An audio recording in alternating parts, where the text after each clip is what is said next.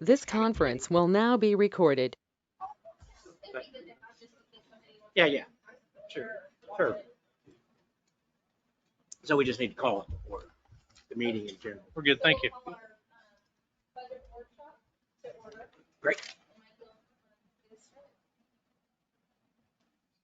All right, thank you very much. Good evening, everybody.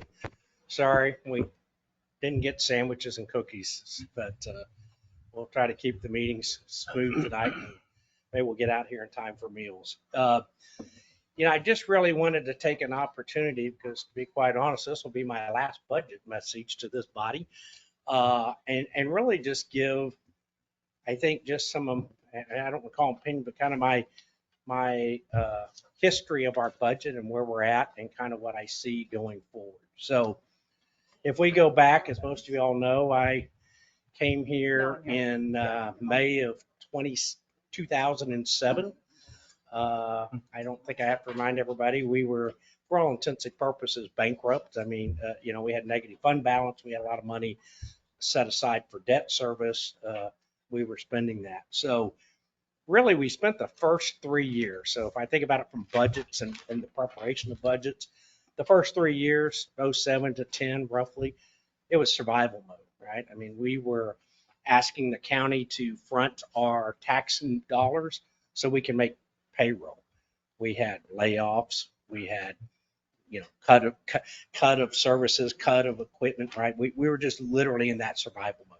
Everybody was on deck, I mean, everybody was doing everything they could to try to make things work, right? And across the board. So I call that kind of our survival period.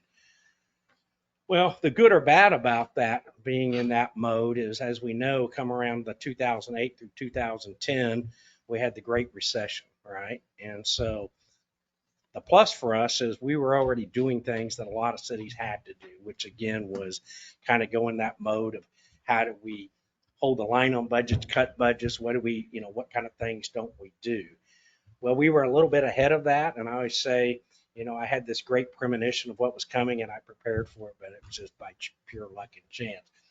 But really, it took almost 7 years for the economy to recover. So when we think about where our tax base was just to get back to that normal, it was about 2017 before we got back to that point, right?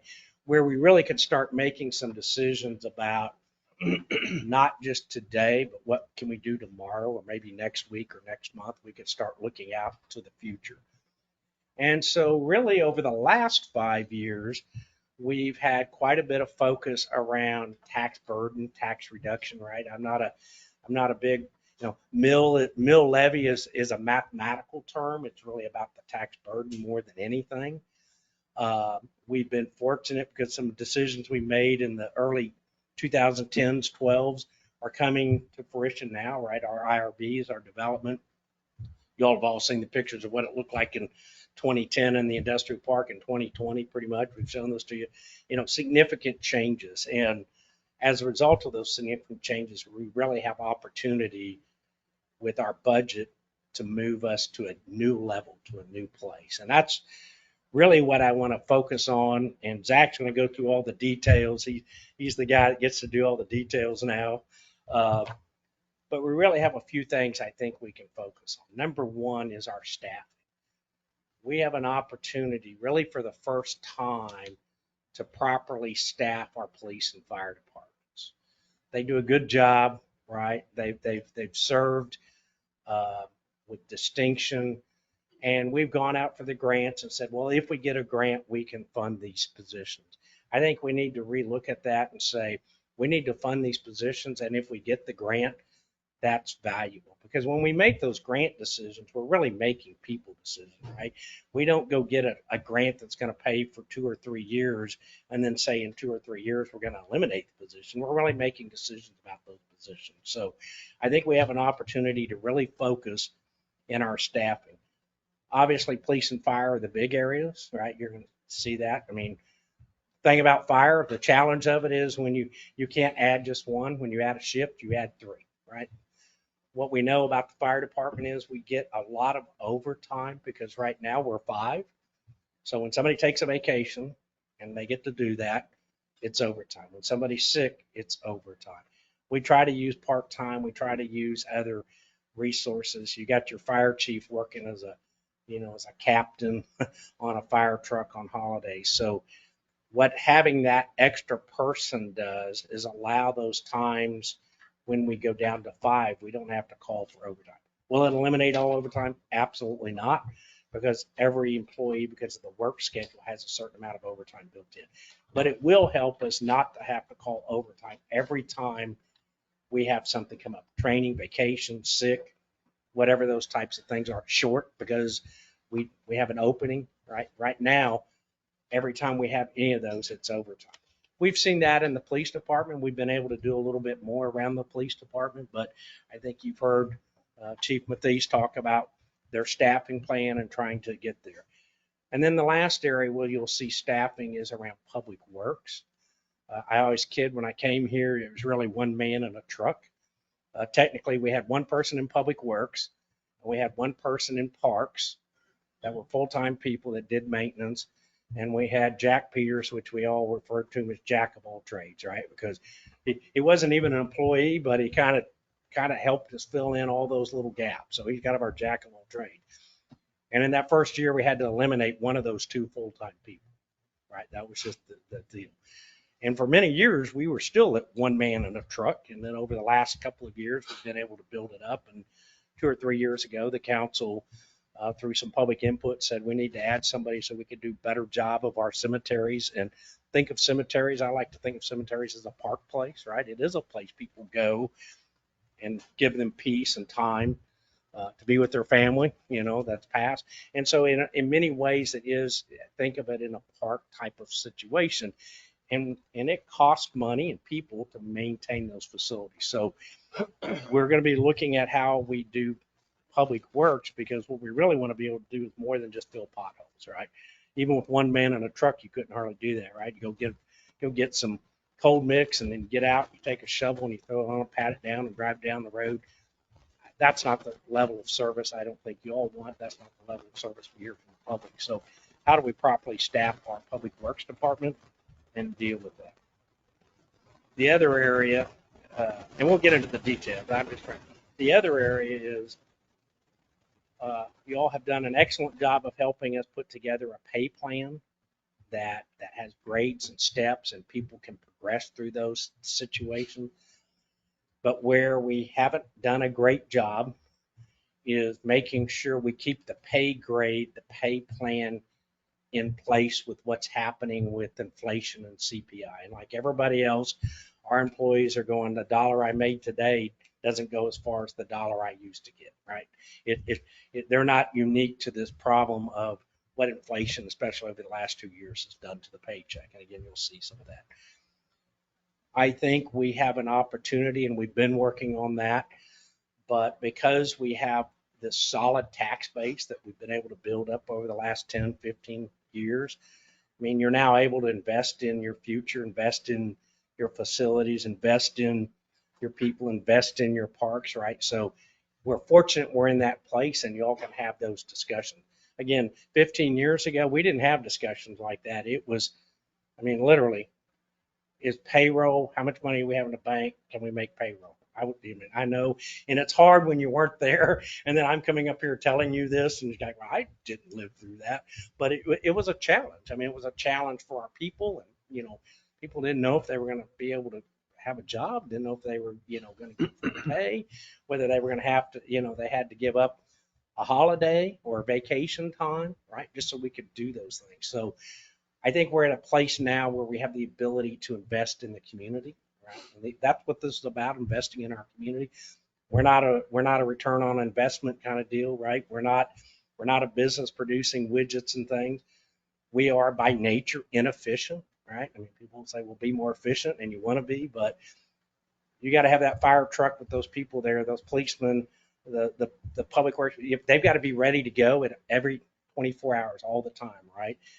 So is that efficient? In and of itself, it's not, right? It's not like they're there 8 hours producing something and you can say, how much did they produce?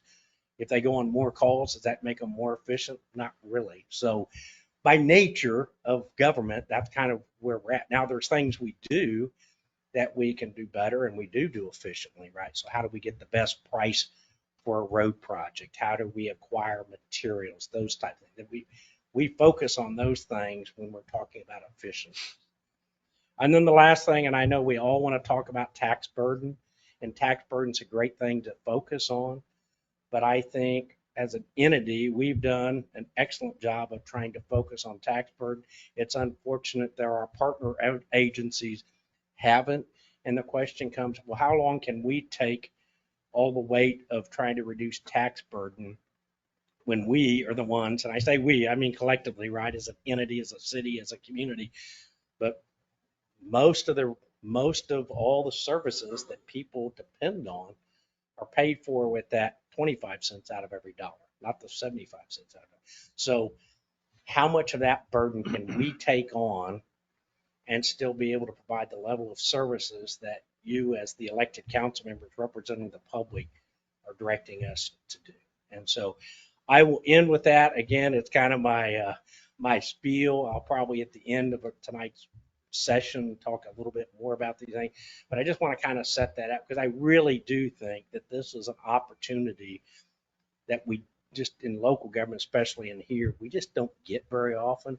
And I think, again, this community, our staff, you all as elected officials have really done an admirable job that we can be at this point that we're at tonight. With that, I'm going to turn it over to Zach, and he'll get into all the numbers and the details and all the fun stuff, but here to answer any questions you may have. Zach, it's all yours.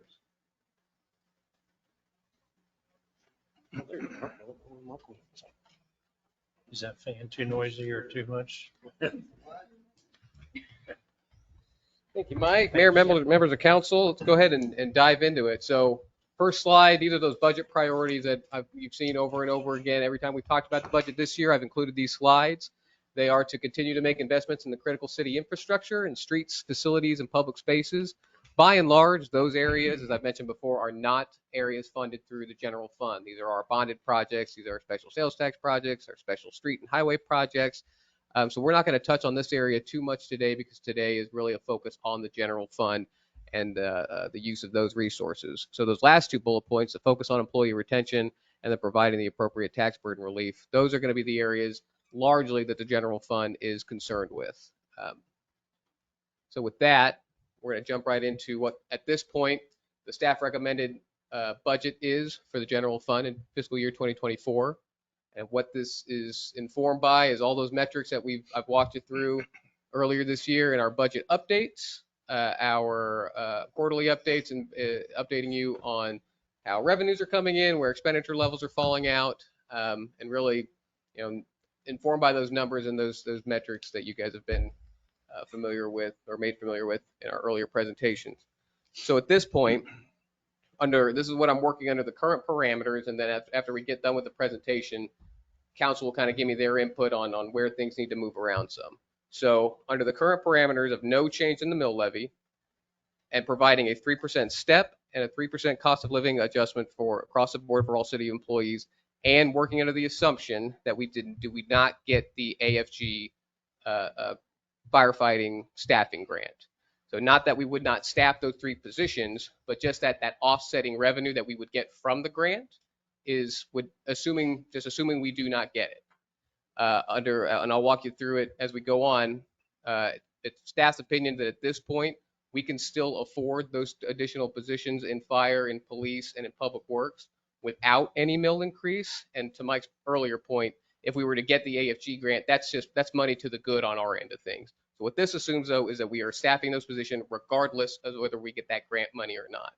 So as you can see, from expenditures by department, we're looking at an overall 4% increase from this year to the last budget year.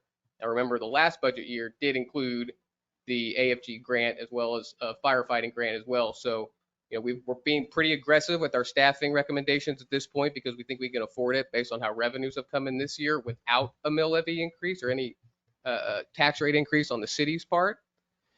And last year it was assuming that some of those grant monies would come in. We're doing away with that assumption right now. So that's our budget, our budgeted expenses in 2023, our estimated expenses at this point of the year based on how things are shaken out, and then our fiscal year 2024 budgeted expenses by department. And I'll get into each of these different areas as we go on. Any questions at this point? All right, hearing none. This is just another version of that same chart, only it's broken out by function versus department. So pay and benefits, contractual services, materials and services, equipment and capital outlay, so you can see outside of, department by department, you can see in the different areas that the general fund is operating and are funding, the differences between one budget year and the next. Why is there such a big difference on the contractual services? That is, a lot of that is now that we're 2 years into contracting for our mowing costs, we got a tighter handle on that and how that would, we've got 2 years of history to draw back on versus a half a year history or half a mowing season history from last year. Some adjustments to individual contracts in our courts and some of the items that are collected in there that we'll get into. But that is one of those areas where it's that, you see that kind of big percentage increase and that dollar sign increase, really just trying to line up with what we've done, historical performances in the past. And some of it is not really tied specifically to a certain contract or a certain service that we're contracting for. Some of it is, I can see in, let's say, administration, our contractual services over the past 2 or 3 years have been around at this level. So I don't want to underfund that, assuming that we will not. Now we need to go in and dive in to see what exactly are those metrics that are driving it up. But this is kind of a reflection of the recent history and looking into the next year. Thank you. On the pay and benefits, from 2023 expense to budgeted to estimate, that's about a $700,000 swing. Why was the budget so much higher than the expense on that? So a couple of things. One, as broadly, the original 2023 budget included the addition of 4 staff members and 3 in fire and 1 in police that we didn't fund because they were being offset by the grant funding. So that makes up a little bit more than half of that. The rest is essentially vacancies that we've been dealing with across all departments. And so what the 2023 expense estimate accounts for is our first 6 months of data, which we've been really threadbare in a lot of our staffing areas, but then assumes, essentially some level of fuller staffing going on in the future. But that really the biggest factor in that swing from budget to estimate is the lack of those public safety positions that were not filled because we didn't get the grant funding for it. Zach, can you remember on contractual services, that also include our jail service? That doesn't include our jail services, no. That's an area where we've seen some pretty Yeah. significant increase. So on that point, so I'm going to kind of group these into administration and court, public safety, and then public works and parks. So in our admin and court areas, we're looking at an overall 13.8% increase or 32,000. Not big numbers. These are our large resource users in the general fund. Really the largest increases is in our, we're seeing a $50,000 increase in the jail and our court fees to the state of Kansas. And what that's a reflection of is, I reported on it earlier this year, our court activity is going up. And when court activity goes up, we have more money that we need to pay to the state, and more people are in jail, and we need to pay for those jail stays. So all that activity is kind of linked with each other to where we see, solid return and more than anticipated return in our court areas. But when that happened, there's a bit of an offsetting expense on the general fund operations side. And because of the timing of these, how cases kind of work through the system, it's not really a 1-for-1 from one year to the next. It's kind of a floating number. But in bringing up those estimated costs for court services to the for jail services and court fees to the state, that's going to make up that largest percentage increase from one year to the next. Now, public safety. This one is interesting because I mentioned in pay and benefits, you actually see from budget to budget a 2% decrease in overall pay and benefits for both fire and public works. And that's related to a couple of things. One is really the biggest thing is two biggest factors: a reduction in overtime in both of those departments, because we're assuming that we'll be able to staff at a more full level in both fire and police, 3 in fire and 1 in police. But it's actually a net zero addition to the police department, because what's existed in the police department has been essentially a sergeant position that is not not intended to be a position on its own. And so in eliminating that and adding an actual patrol officer in that position, from a roster standpoint, it's a net zero from the police department. So that's why you'll see a slight reduction in the pay and benefits, because it's essentially less one fully funded position, and really it's a more accurate reflection of what the staffing model is for the police department.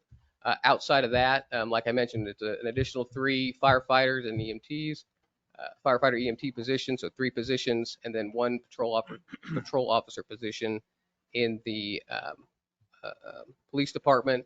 And then the additional, what essentially is a 1 full-time employee equivalent in part-time staff that would assist with, our inspection duties and just the general part-time labor needs that we have in the fire department. Again, we have a reduction in our overtime calculation as well, because we're assuming we'll have a more robust staff to fall back on. Can you, additional part-time in fire department too? It's not so much an additional part-time. We don't, for budgeting and part-time, it's not budgeting on a number of people, it's budgeting on hours. And so what we're budgeting for right now is the equivalent of a full-time staff person made up with in part-time staff.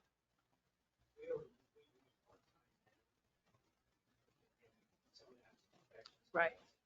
We just, in order to give it some value, we say, right?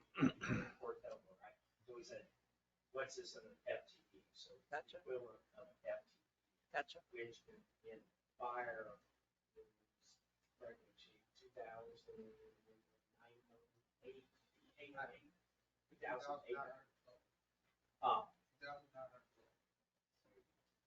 Because 24-hour shifts, that's the equivalent. So we're the same thing. So put an FTE fire department. So it is going to be an increase, obviously, from our estimated fiscal year 2023 because of those unfilled positions that currently exist in both of those departments. But from what was budgeted in 23 to what we're budgeting in 24, really it's essentially a net zero and a slight decrease from overall budget compared to overall budget. Public Works and Parks, 135,000 in overall increases. This is another area we are adding. Our recommendation is to add an additional Public Works maintenance crew member. We're operating right now on with the Public Works Director and then 2 members of the crew plus our wastewater superintendent. I'll go into a little bit later, but what we've seen actually in the Public Works Department is a net reduction of their staffing because we've shifted around, specifically that community service officer, which used to be a function of Public Works, that codes work, that also had some crew experience and was doing work out in the field. We shifted that over to police. It's probably a better home for it, but the result of that is the reduction in manpower over in the Public Works side of things.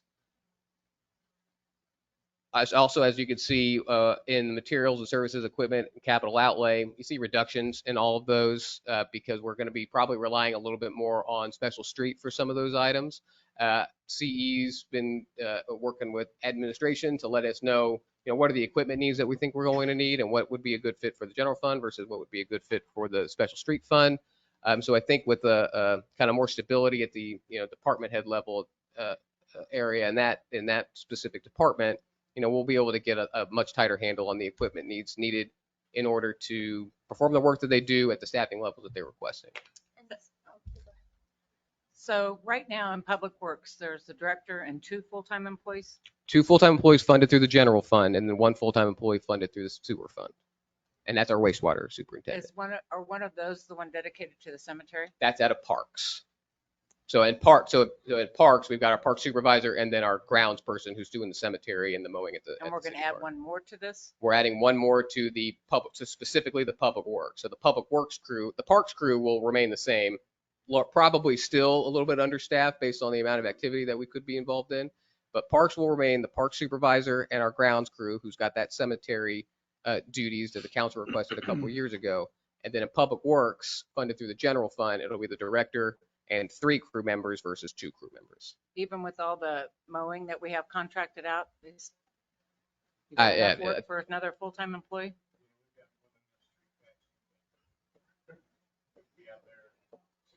I gotta ask. Yeah, oh yeah, that's what this workshop's for, is to ask these questions. So And please that really feel is free to the jump in. focus when I said earlier is instead of us just trying to do Lot cheaper to Pothole- contract some of that work. pothole patching where we can't really do some of the things because you need the physical people.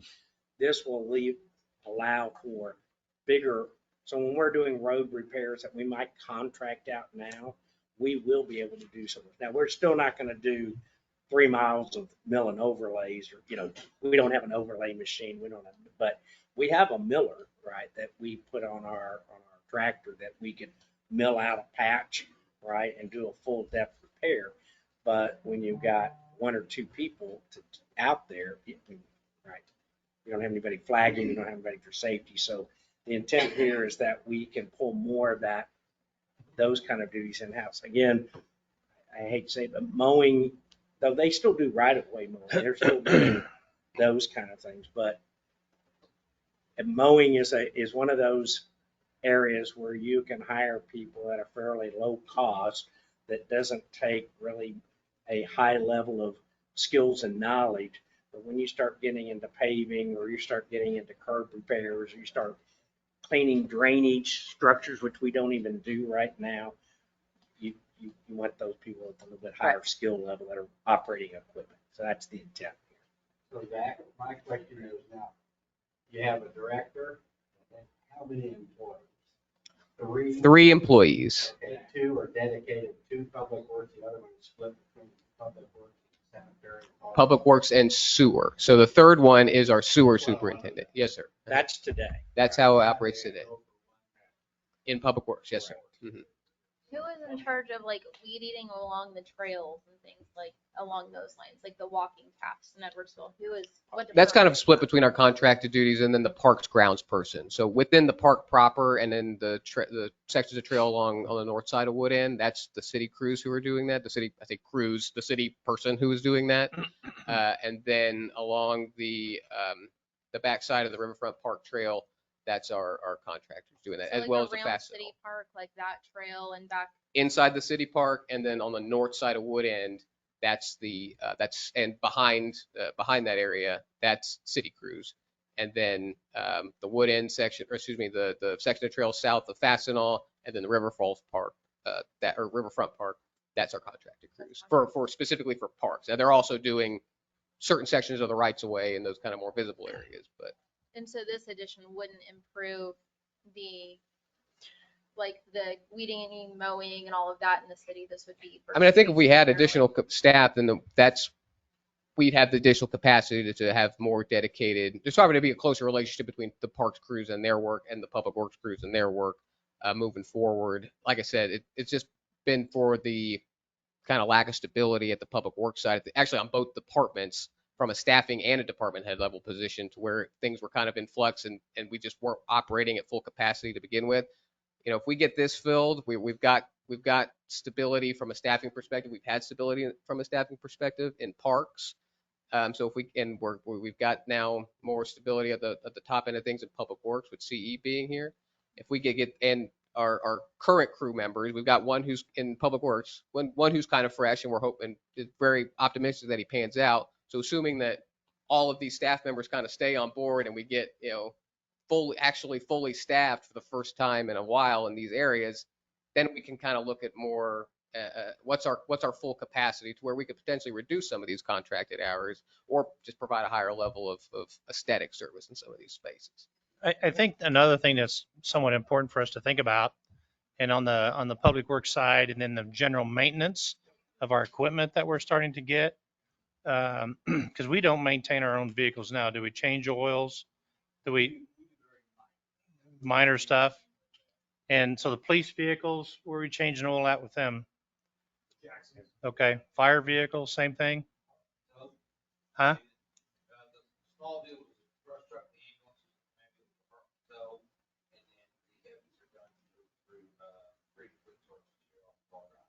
So I think you see where I'm going with this. I think the addition of an additional qualified person can definitely absolutely help us save dollars, out of the maintenance fund. At least that's what I've seen over the years in my experience. Because there's a lot of things, like I said, if you get the qualified right person, along with the facilities that we're thinking about, wanting to build for public works, I think that's something that we need to definitely consider as we move forward with this. I think that person could definitely be beneficial all the way around. But the maintenance side and doing some of that general maintenance, tire repair, oil changes, air filters, minor tune-ups, I think is very valuable to do in-house. I think one of the other areas, they're separated, but they're not. So why we fund one person in the wastewater fund, right? That's what we fund them at. There's seldom a time when you do much around wastewater that you have a single person. As much for safety as much as, the same kind of things. And if you're out pulling manholes and, we don't go in manholes, right? We don't do confined space stuff intentionally. But I mean, we have 2 large lift stations, what I call large, right? They're a little more complicated. And we have 2 current and a third one being built, more minor lift stations. And every one of those have to be touched at least weekly. Mostly they're touched daily in some capacity or another. And of course, there's maintenance around those as well, right? Whether it's pulling a pump or weed eating or some of those types of things. So sometimes it's hard. I mean, from a budget standpoint, we put a nice line between there. But when you start thinking about how these things work, so what happens if our one wastewater person isn't here? The sewer keeps flowing and things keep happening, and we need to make sure we have those people that are also trained in that area. Kind of goes to your project, and that's what we try to do. But it's kind of a workflow challenge in that sense. So Yeah, Public Works is try to definitely one of think those about that areas. when you think about public works and parks, right? Yeah. I mean, there's times when, because somebody's on vacation and something still has to get mowed. I mean, CE's folks may go, go and help out. And, the fire department's helped us do park maintenance for tree cleaning and things. Yeah. So I know we kind of generate people in boxes, so to speak, but oftentimes they're not limited to saying they're a public works employee and all they do is that one area. So I just say that in the sense of overall staffing, that's where it becomes important. We've been pretty fortunate with snow the last couple of years, right? Mm-hmm. That you can run 1 or 2 trucks and you're only running them for 12 hours, right? So 2 people can come work 6 hours and 2 more people. But I remember a few years ago when you were running them for 4 or 5 days straight and, people were working 12 on, 12 off, 12 on, 12 off. And, you get that 3rd day and you've only had 2 or 3 people doing it. It becomes a safe thing. Can I tell you we're going to have horrible snow this year, and that's why we need this person? No, I can't make that. But that's how we look at it when we start looking at staffing is both what's happening right now and what are the potential issues that we need to address. Yeah, Public Works really is just one of those departments that it's just lacking in depth. So to Mike's point, when we have someone out, then it's a real skeleton crew as far as what kind of work we're able to get done. So just the addition of one more person, one more warm body to do this work is just going to be provide some level of relief to our existing staff and just translate to more work getting done. I want to say one more comment. Sorry. I'd like to thank the fire department, EMS, for all the extras that you do. We thank Chief Whittam, but you do the control burns and cutting the trees and helping out with that saves our city a lot of money. For sure. And I'm not sure police department if they do any extras as well. We do no control burns. That's what Try not to. Try not to. It saves us a lot of money. For sure. Yes.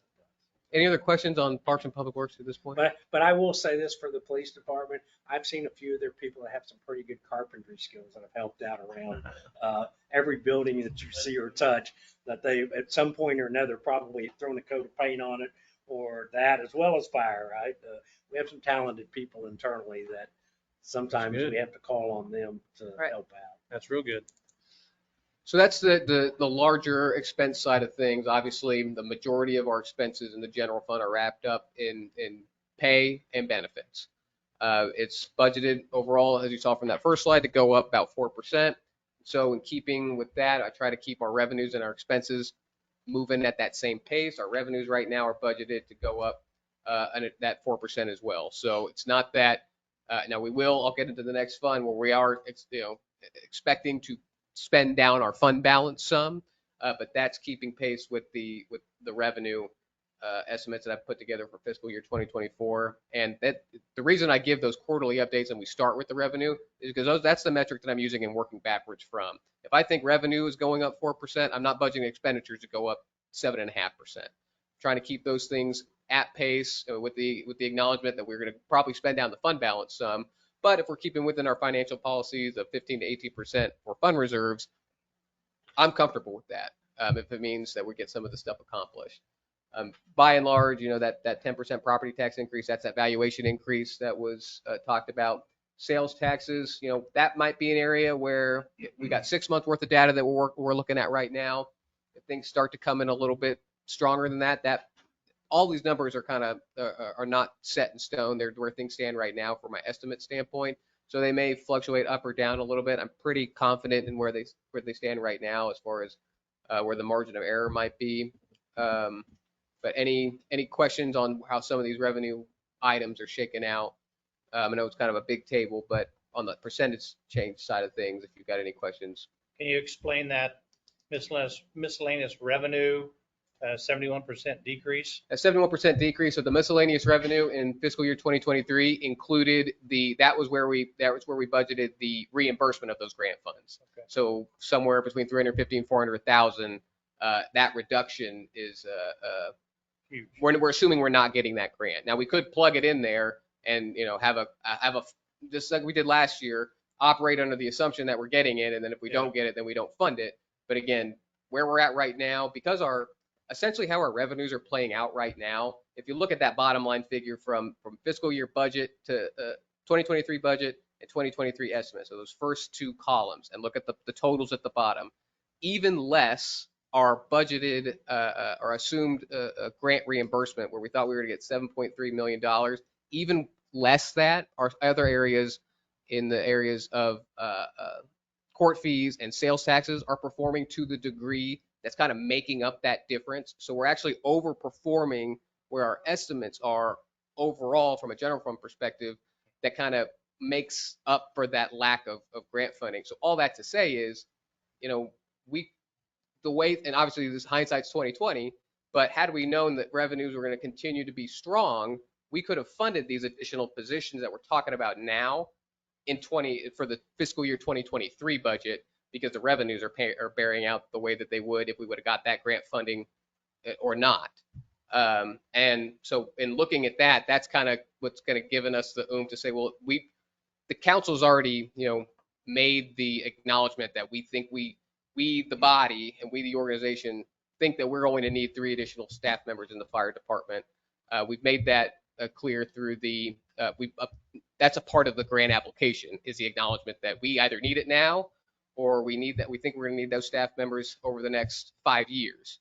And so we've already made that acknowledgement that 3 additional staff members in the fire department specifically are going to be needed. I think the chief has made it the case a couple of times about the staffing needs in the police department. So what we're doing right now is, because we are performing at the level from a revenue standpoint in fiscal year 2023, even less because even though we didn't get the grant funding that we were kind of holding out for last year, it's making up the difference. And so we want to move forward with budgeting these positions for fiscal year 2024. The top line property taxes, there's a 10% change. So is that assuming that we would be increasing the property taxes to our residents by 10%? There's a table there to kind of, we'll drill down to some of that more. I mean, I'm going to use a single house example to kind of see how those changes would go. That's overall, because you got to remember 65% of our property taxes are not paid by residents. So the brunt of that burden would be shouldered by the folks in our industrial park and our larger distribution facilities. So what that property taxes, that 10% increase from 23 to 24, that's just an overall in property tax increases, property tax revenue generation, factoring in all property taxpayers in the city, almost 3/4 of which are not residents.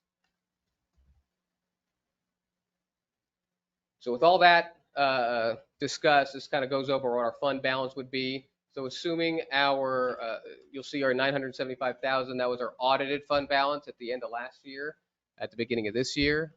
So plugging in our estimated revenues and expenditures, we would add to the fund balance by about $300,000 to $400,000 because our revenues are coming in stronger and our expenditure levels are really throughout the end of the year. I'm thinking that they're going to perform. They're not wildly out. We're about 50%. So I think that I'm pretty confident that we'll stay within our budgeted expenditure levels for fiscal year 2023, and then carrying that over to fiscal year 2024. That's where you see that spend down in the fund balance from $1.3 to $1.1 million.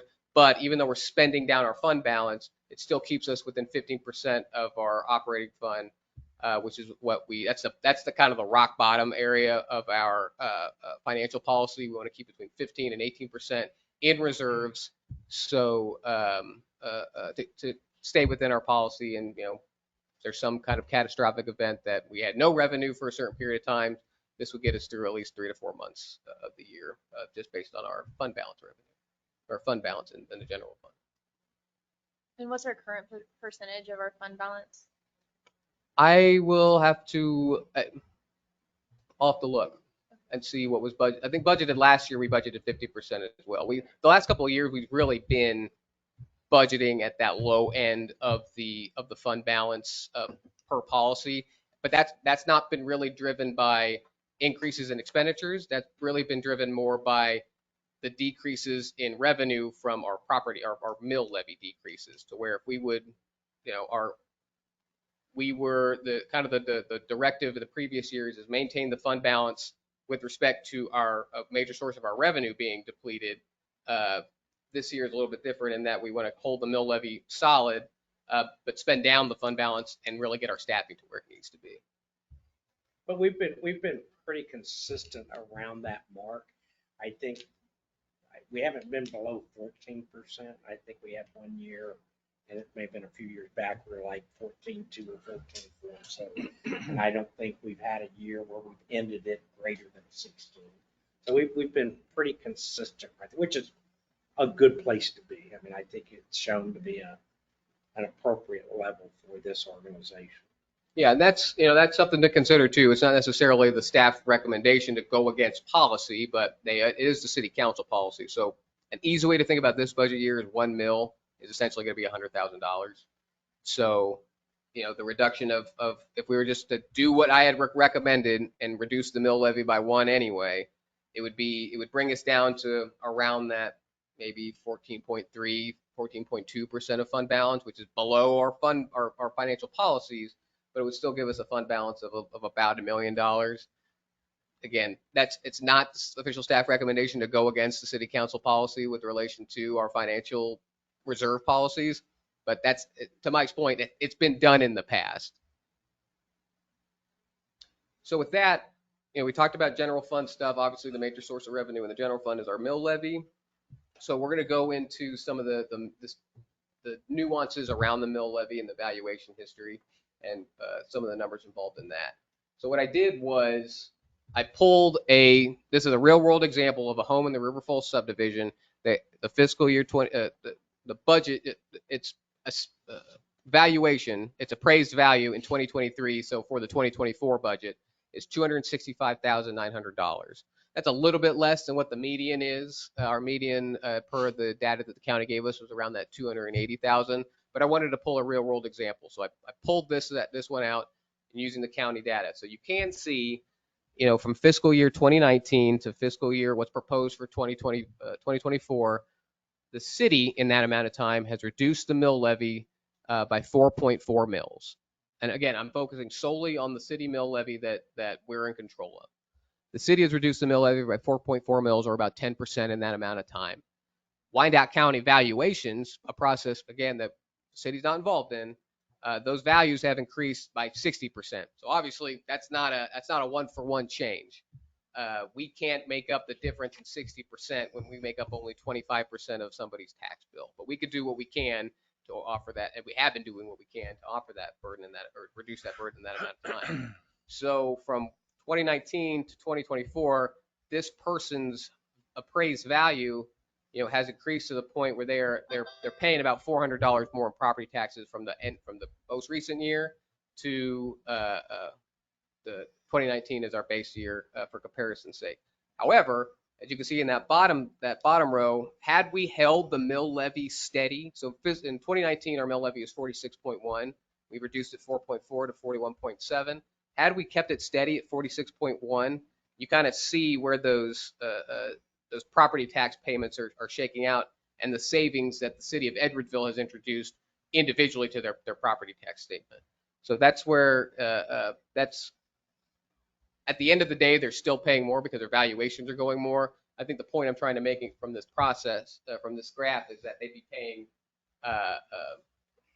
We're still introducing a savings around kind of a one-for-one savings by kind of sheer fluke in our mill levy deductions over the last couple of years. So I say this just to acknowledge, we are aware the valuation process has been, especially in Wyandotte County, been pretty pronounced over these last couple of years.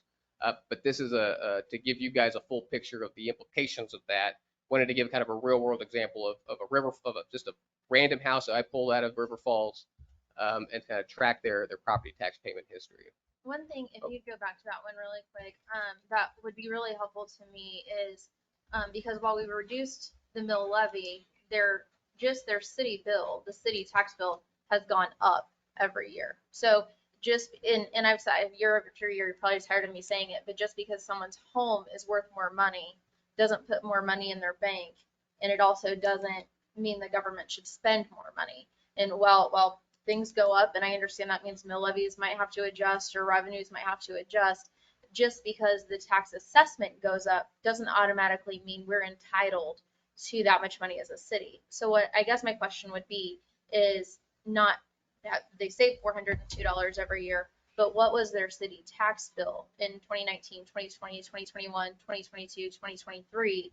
That the second to last row, that's their city tax bill in those That areas. amount of money would have gone up It has gone up. consistently year after year. You're right. That's what that second to last row shows, is that had the mill levy been the same, I see what you're saying, from it had the mill introduced into the new mills. Okay. Right. So what was their actual tax bill? That's what those Not two rows today. show, is your actual. Yes. So this is this person's actual tax bill. This is, again, a real world The city example. point, the So city part. this Yeah. is what they're worth right now for the county valuation, and I can go back in their history.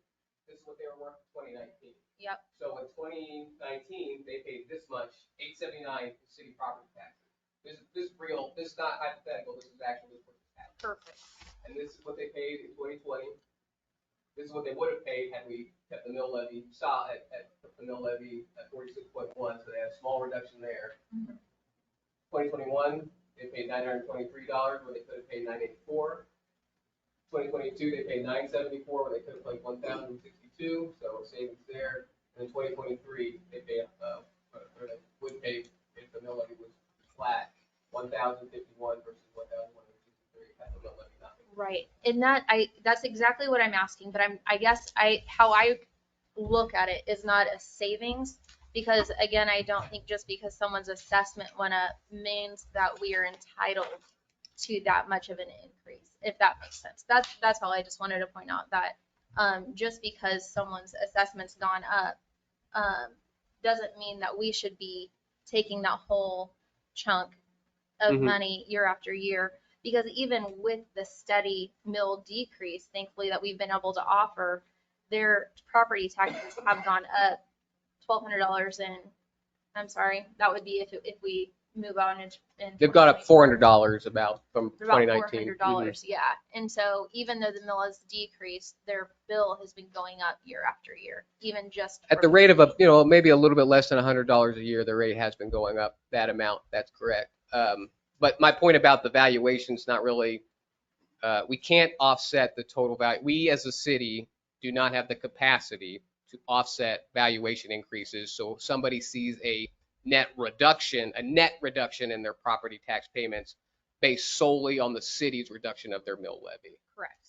And to your other point about the market value of their house, the appraised value of their house and how that goes up, it's not really a one-for-one comparison, but the appraised value, as a variable in the market, as a thing that costs more now than did 2019, I think that does bear out in pretty much all these other areas in materials and services that the city funds in our operating budget. So I tend to agree that and that's part of my frustration with the ambiguousness, I should say, of the valuation process.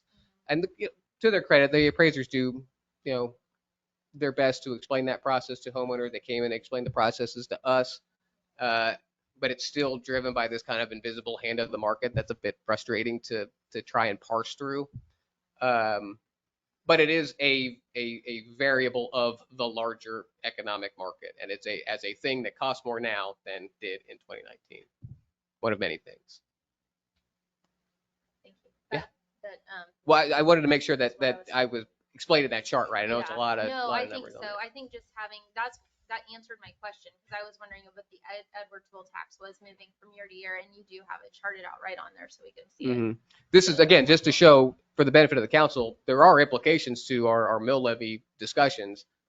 In our case, it's been not enough savings to offset the increases in their valuations, but it's not nothing either, and it's certainly more than what the other taxing entities have been Correct. providing over that period of time. It also could have been a lot worse. I think I want to make this point, and probably should have made it before, but I know taxes in this discussion is very important. And one of the things I would ask you to think about is, if in 2024, we're looking at that homeowner paying $1,275 in taxes, right? And I guarantee if I ask right now in this room how many people want to pay more taxes, nobody's going to raise their hands, right? But I start thinking, well, how does that relate to everything else in a person's life? So if I think about that's $106 a month, right?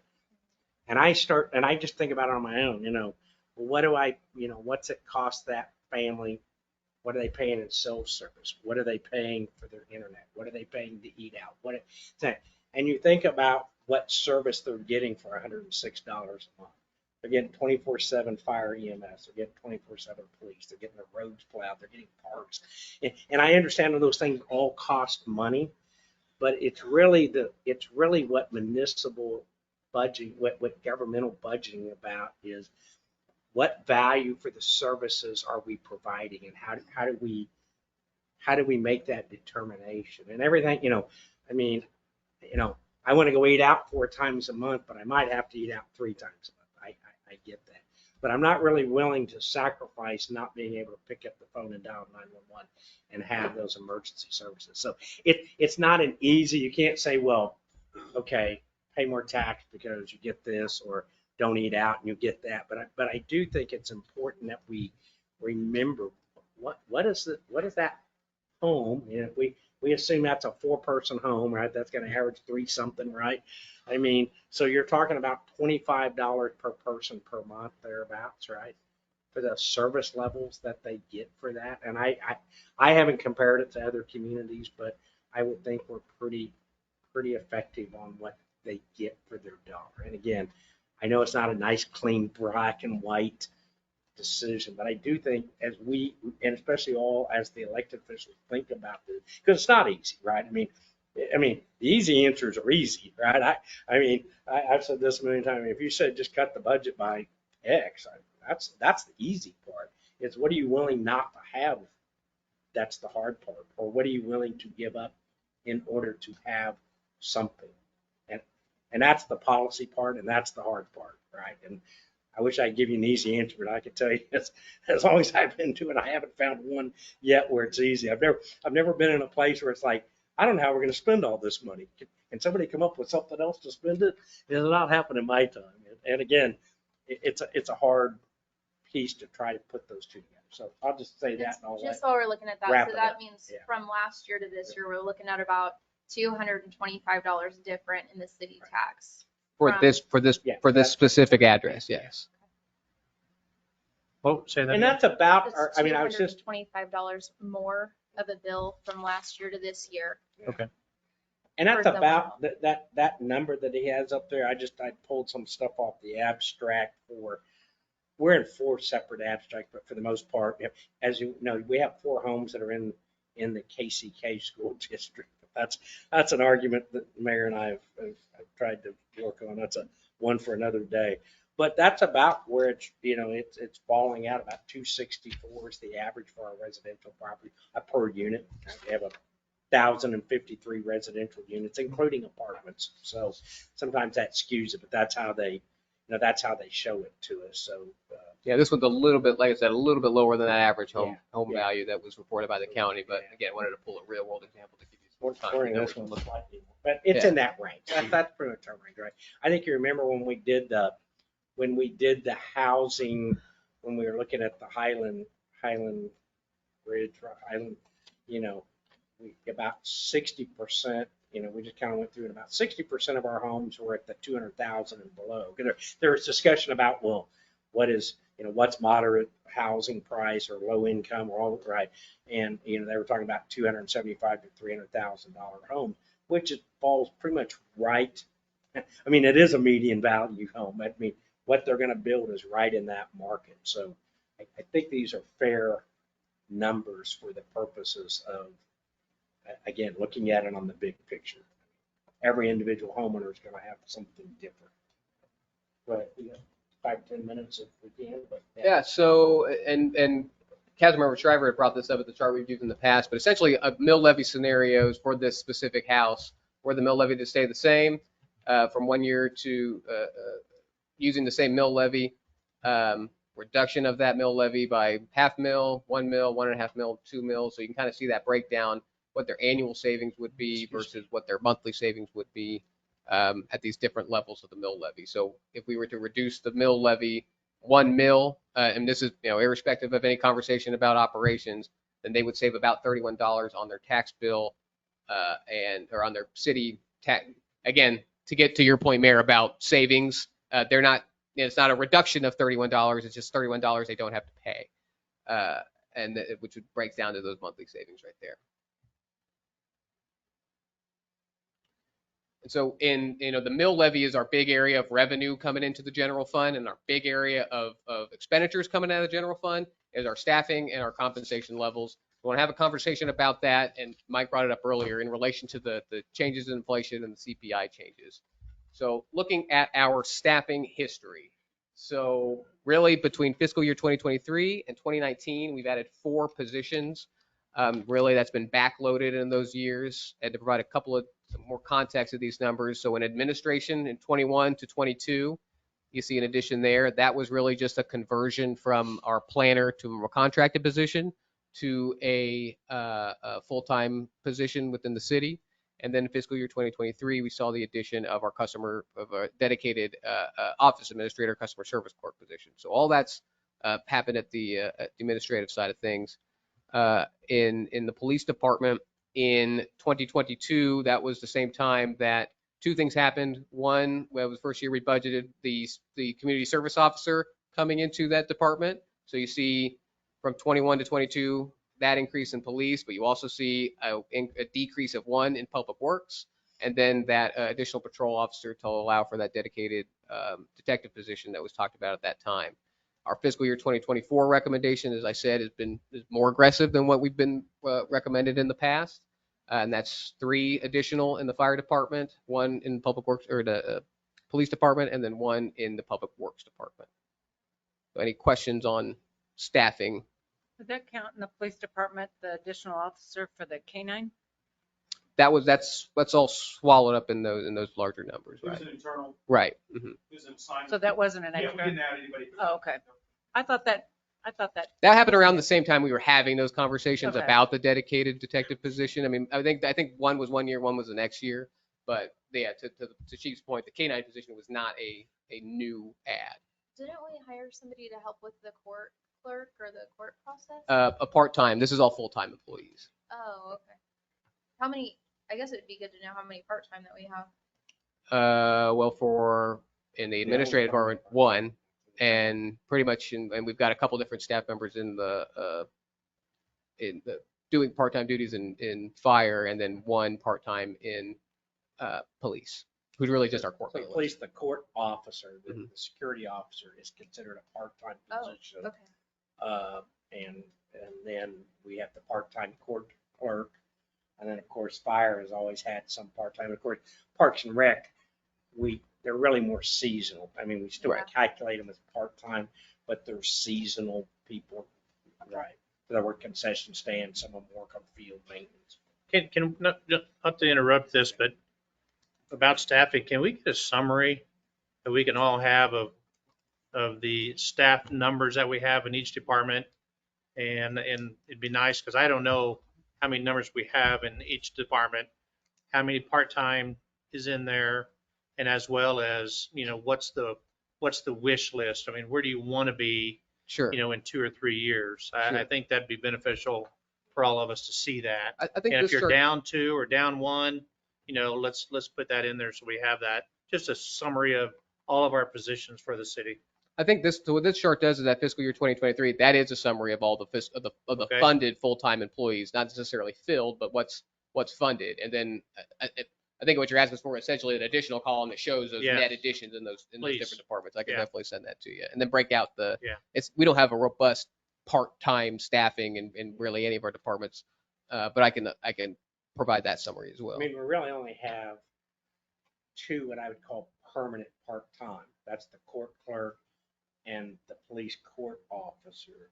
I mean, fire has, again, we put a number of dollars in there. I don't know how many actual part-time, it fluctuates. So, and then again, Parks and Rec is, summertimes there's 5 or 6 or 7 on the payroll, and wintertime there's none.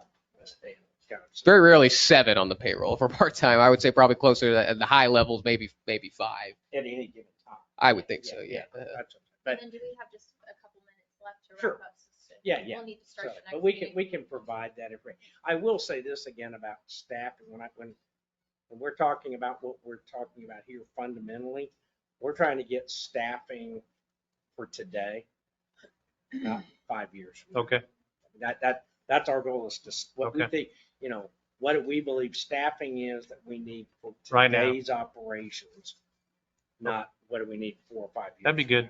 So in Thanks. talking about those changes, the staffing changes between specifically public safety departments, we've had really just a net addition of 1 since 2019, because it's not like our CSO position who was moved to police is responding to public safety calls.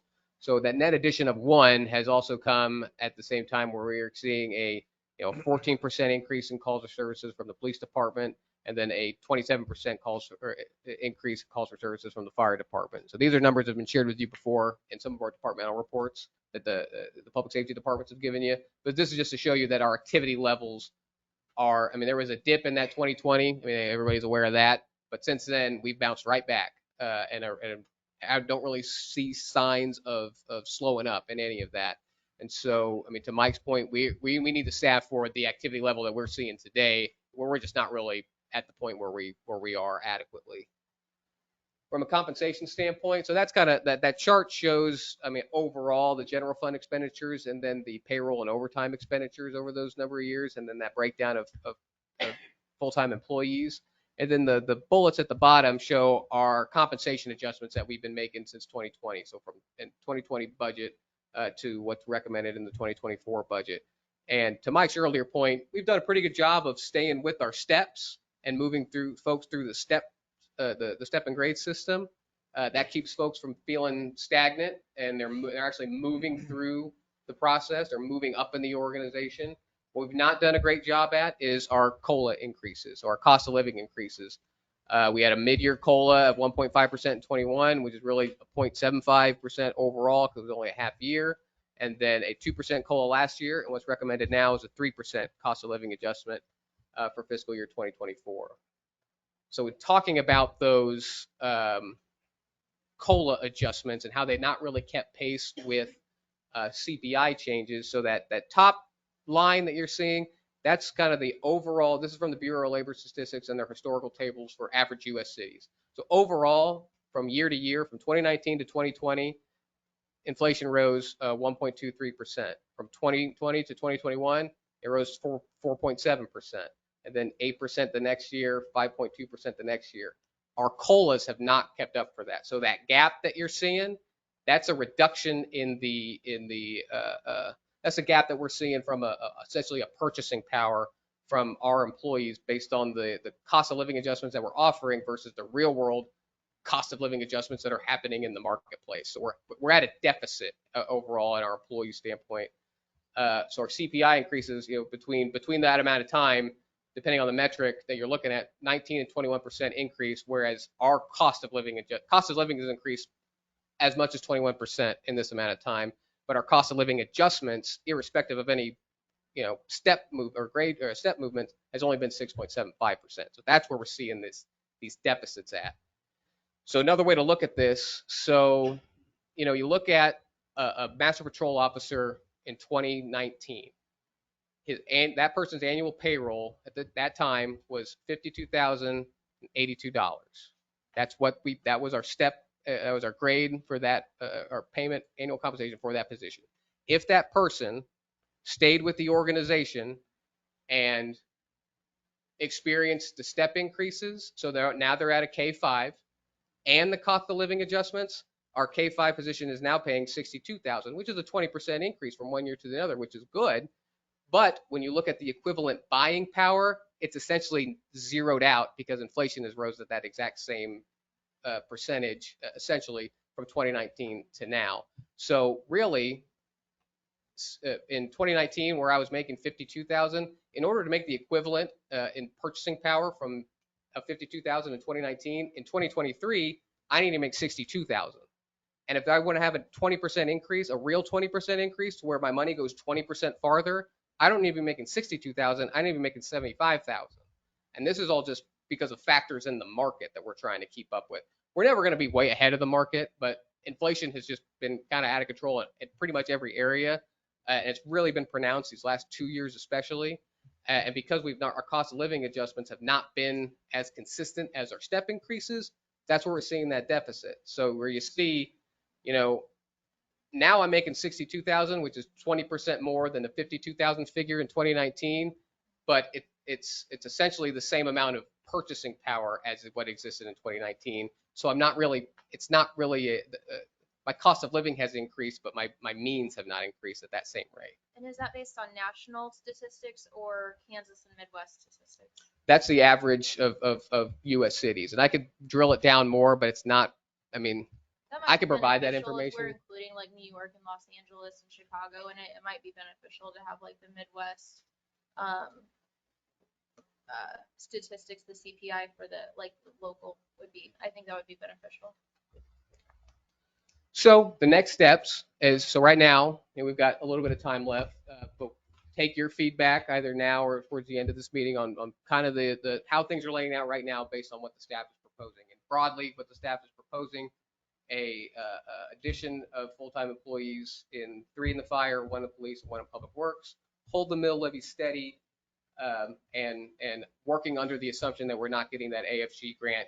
That way, if we do get it, which probably we won't know before final budget adoption, it's kind of money to the good, and we can adjust based on that.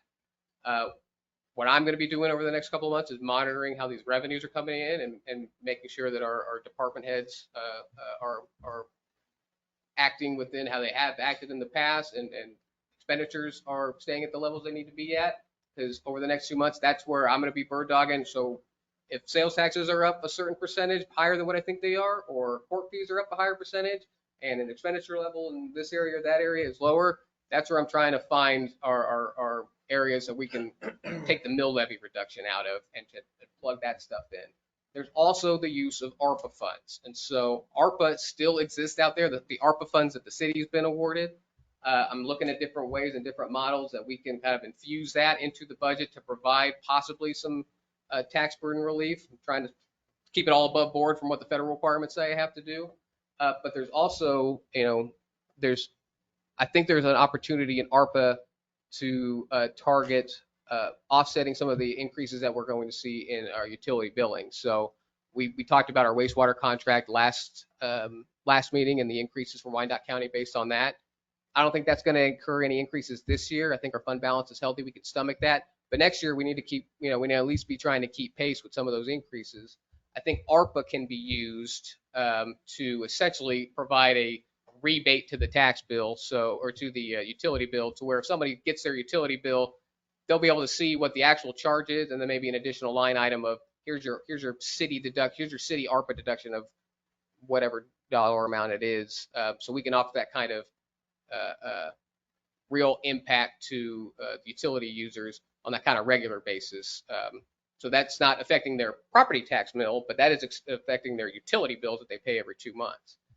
And So- I think the focus on that is towards residential customers, Right. I mean, right, because oftentimes, most of the discussion is about the residential customer, right? How do we address that? So in those kind of things, we're looking at how does that help the residential customer? That's the focus. Are we talking about trash or wastewater? Both areas.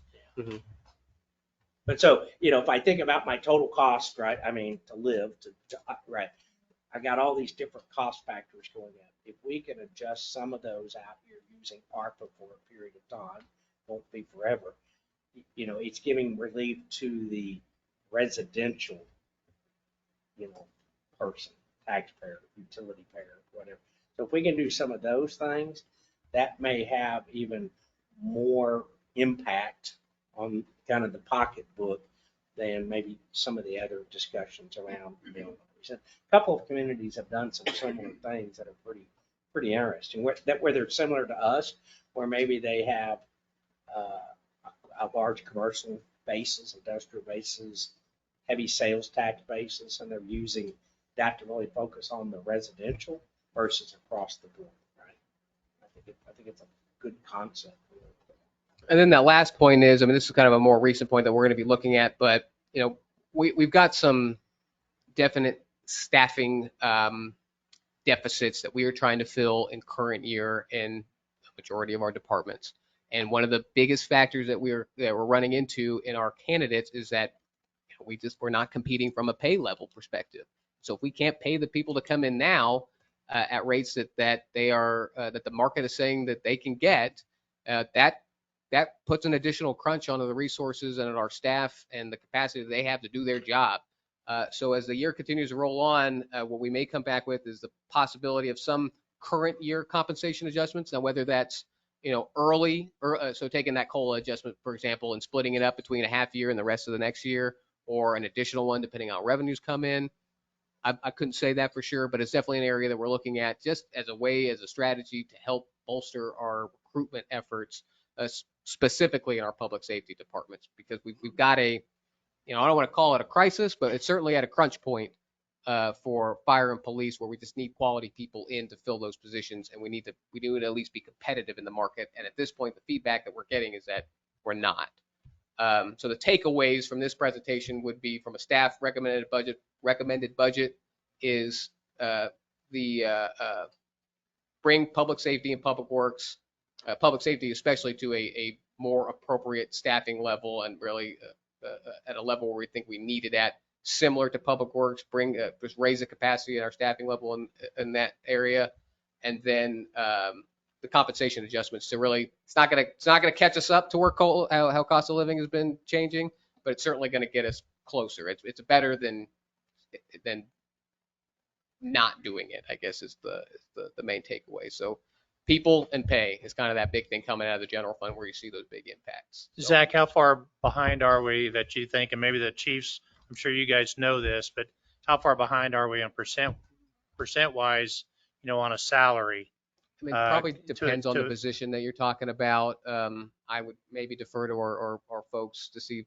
I don't know if we could put a round percentage number on it at this point. We're not hiring at step ones. Yes, or twos, yeah. Or probably even threes. Baser, Tonganoxie, Bonner Springs. We have a comparison.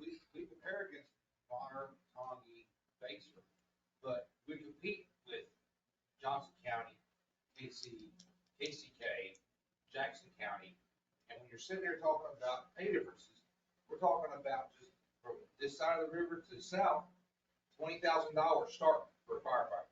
There are 4 people on shift today. 3 of them are less than a year.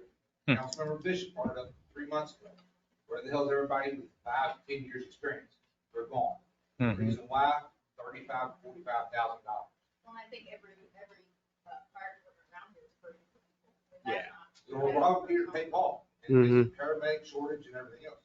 Yeah. We filled an open spot that's been open since January this week. That's how long it's going. And like I said, talking about Johnson County through $22,000 to $28,000 on the lowest department there, starting with Shawnee this year for this year alone. So when you're talking about numbers, our employees understand that they're not going to get Johnson County wages. And some of them are not asking for that. But if you're saying about trying to be competitive in the market, We So Chief, is that like 10%, 15, 20% difference, or, if you had an estimate? I mean, I just hired one that started, start full-time here in another week. And we're talking about 44 to start, and talking about 64 to start at Shawnee Fire. So we're talking $20,000. That right there. Yeah, And I mean, that's brand new. That's- Level starting out. that's I substantial. think, and I know Chief with these, but here's what Thank I'd you. say, because you can, some positions are easier and harder than others, right? And we know we're in a metro market and that makes it challenging. Just like we can't go say, well, what are they making in Beloit, Kansas? Because that's not a comparable either. So when we've done our pay comparisons that we brought forth here, we've looked at the Bonners and the Basers and some, around us, not a lot of places have fire departments right within them, but or they have a county EMS. So I know we've used Bonner, Baser, Eudora, Tonganoxie. We'll look at a Spring Hill. We might look at a Roland Park. I won't say we don't look at the Overland Parks and Olathe, et cetera, but when we look at trying to do job comparison, I can't remember the 10 cities, but we've kind of used that same pretty consistent. So we're getting a little bit of that quote Johnson County, but yet we also know we're not KCMOs, we're not KCKs, et cetera. But at the same time, both departments have lost people to those departments, right? They've left here and gone. I don't know. I've said this, and we can't necessarily buy our way out, but if we're having to start the challenge is if we're hiring people and we have to start them at level 4 or 5, say in our pay system, well, you've immediately reduced that kind of potential. And if we don't layer in any type of COLA adjustments, right, it just keeps falling farther and farther behind. And we'll be back where we were a few years ago, where we were having to hire people at 6, 7, and when we even did 13, you're hiring people almost towards the top of a pay plan to be competitive. That's what we don't want to happen, and that really gets addressed with COLA. But I'm even in public works, where those are not necessarily our highest paid people, but even there, we're not hiring people that, in theory, you'd hire people in step 1 and they progress through 13 steps. That's the idea. We're not doing that anymore. And that's kind of where our pay systems got a little bit out. But we try to, we do try to look at the market. We utilize other resources. So we go to the Mid-America Regional Council, has a system that both is regional and even national, just to try to get some ideas out there. But it is the challenge that we have. But it's an excellent question. Well, I know the mayor asked a couple, maybe last time or a month ago, about incentive, other ways of, employee retention, and that's good to know. Right. But I think also know that our staff, employees, if they hear us working hard to try to get new facilities built, I think that's huge too. I think being able to be proud of where you work, you can represent Edwardsville, the best way that you can possibly, and be proud to come to work every day. And that's, again, knowing that, we're all trying to build the best that we can with the money that we, have allocated to us at the time. And that's to build a nice, facilities for everybody involved. So I know we're behind time. Are we ready to wrap up or? Yeah, so just give you an idea of real the quick, schedule. just the rest of the schedule. Here we're at the July. Just did our July 10th mid-year budget report, or excuse me, our staff recommended budget. We'll probably, the idea was we were going to do our mid-year budget report after this part of the workshop. We'll push that till next week. That's just our regular schedule report that you guys always get. So we do have 2 opportunities for additional workshops. Kind of the hearing, the topic of them would be to be determined. Whether we have a workshop or not, we'll have a budget update. either as a workshop or as a general staff presentation, just to go over the other funds and just kind of update on some of the points that we brought up today. R&R public hearing set for the 28th, and then the target, when we could ostensibly do our budget hearing at that point too. Right now, we're targeting the September 11th date. I had a couple comments on how does the gaming money come into this? Is that figured into that? Is that like 400,000?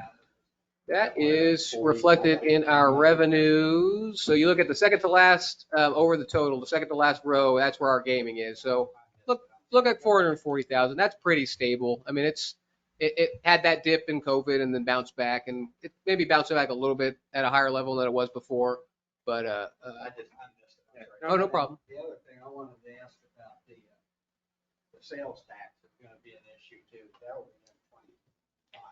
That will be as far as budgetary impacts for it. Now, obviously, if it doesn't pass this time around, then, we'll know to have some contingencies in place for the 2025 budget. But as far as it potentially not passing in November, it's in place throughout the end of next year. So we're okay from that standpoint. And even a couple months into, just from how the money gets collected into 2025, 2 to 3 months. But, we'll know in November if it passes, and we can kind of breathe a sigh of relief. And that's going to be more of an implication on where do we have general fund savings in the special sales tax going after that, because we've included public safety. Or if it doesn't pass, then, well, let's go back out, have another bite of the apple, see if we can get one passed, or have a budget in place where, we don't have it, which would not be ideal. And then the last thing I wanted to mention was I wanted to congratulate and thank all of the staff for the fiscal responsibilities that they've all put up with in the past. It's been lower and lower and lower, and you guys have been back and forth, back and forth. I just appreciate the way you've been able to handle that situation. So I think that gives us another way of looking at what we really need to do on this tax. That's my comment. You want to take just a short break before our meeting, and Yeah, let's. I see a few people for like they're shaking their head. 6:22, Yeah. let's try to shoot for 6:25, like a 3-minute. That's fine, yeah. Yep. Or you can stretch your legs. And Josh or Ryan? Mayor, have you heard from Josh or Ryan? That's what I thought too. Yeah. I'll find So I want to fill you in on. This conference will now be Please stand recorded. for the Pledge of Allegiance in a moment of silence. I pledge allegiance to the flag of the United States of America and to the republic for which it stands, one nation, under God, indivisible, with liberty and justice for all.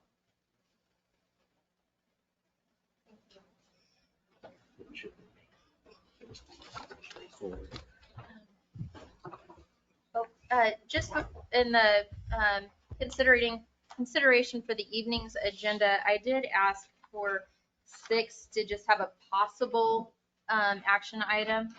And so I don't know if we need to make any adjustments to the agenda, or if that's just fine, just have possible action after item 6. I've always been of the understanding, I mean, if it's an executive, if you come out of an executive session and there is an action, you can take action on any of those as long as you make the proper motions. Seconds. Yeah. Okay. If there are any other adjustments, let me know. Otherwise, we'll move forward with item number 1. Okay. Item number 1 is requests or comments from the public.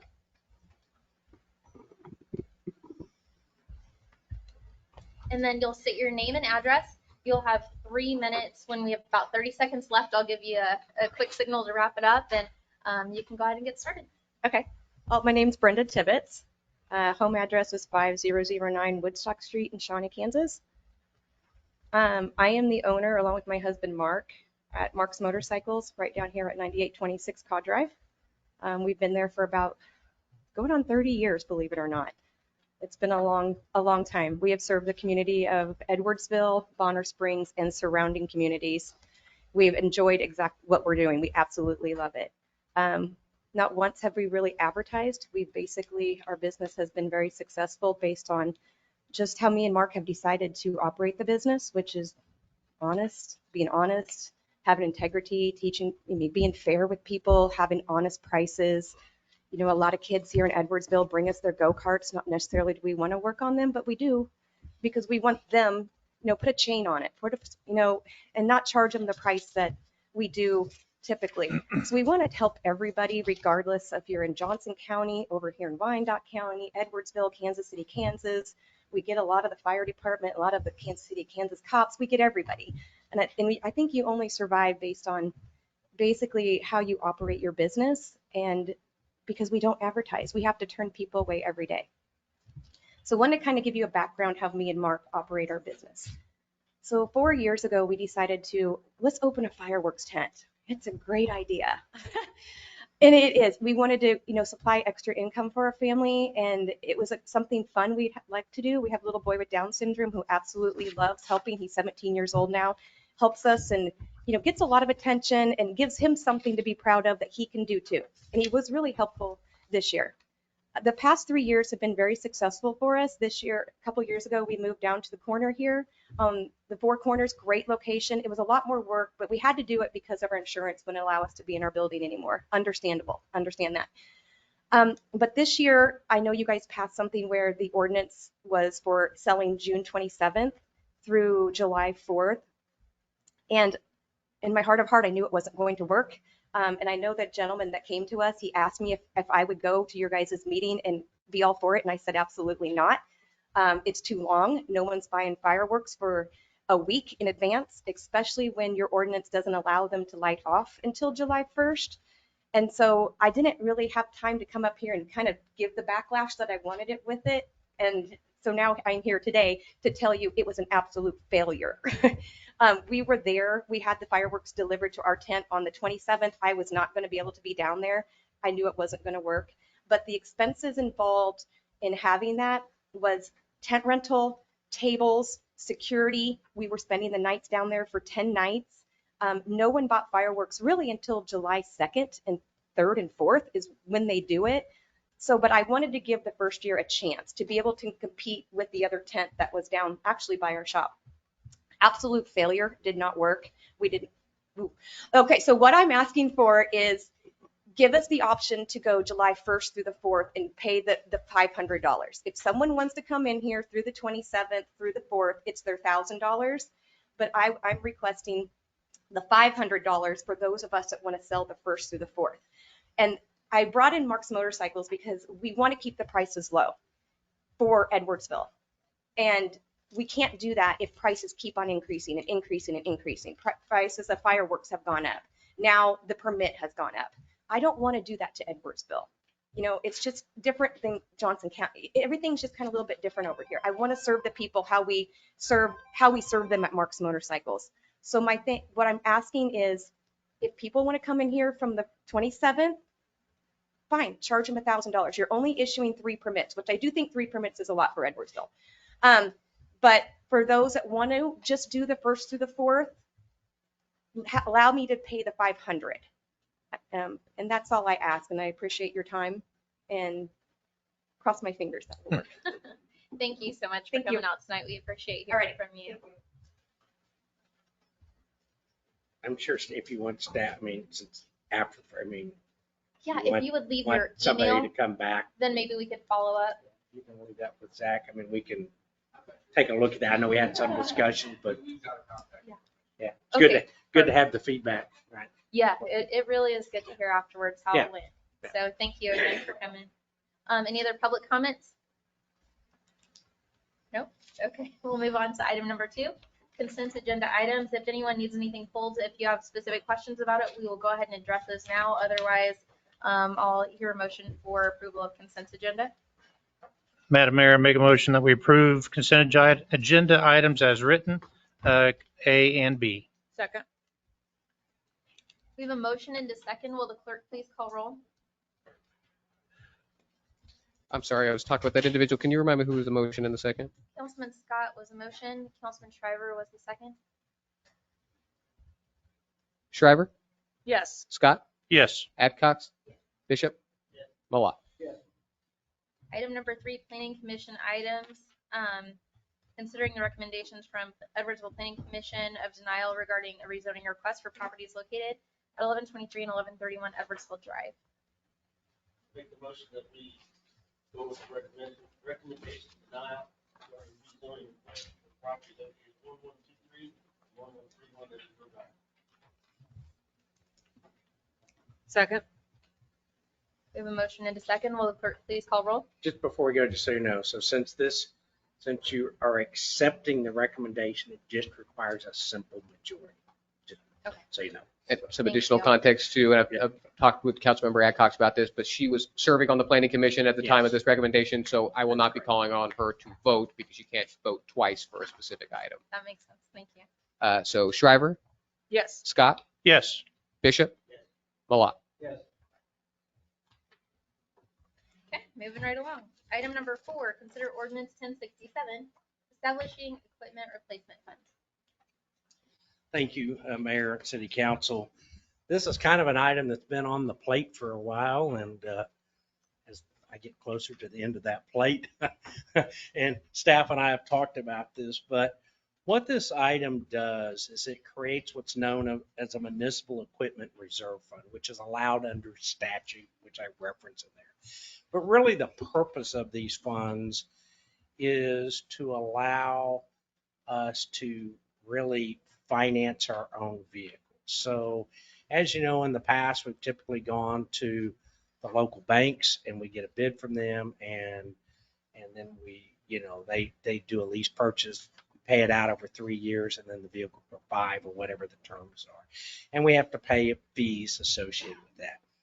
Well, when interest rates are 0.5%, 1%, okay, doesn't make that much difference. But as we know, interest rates have increased.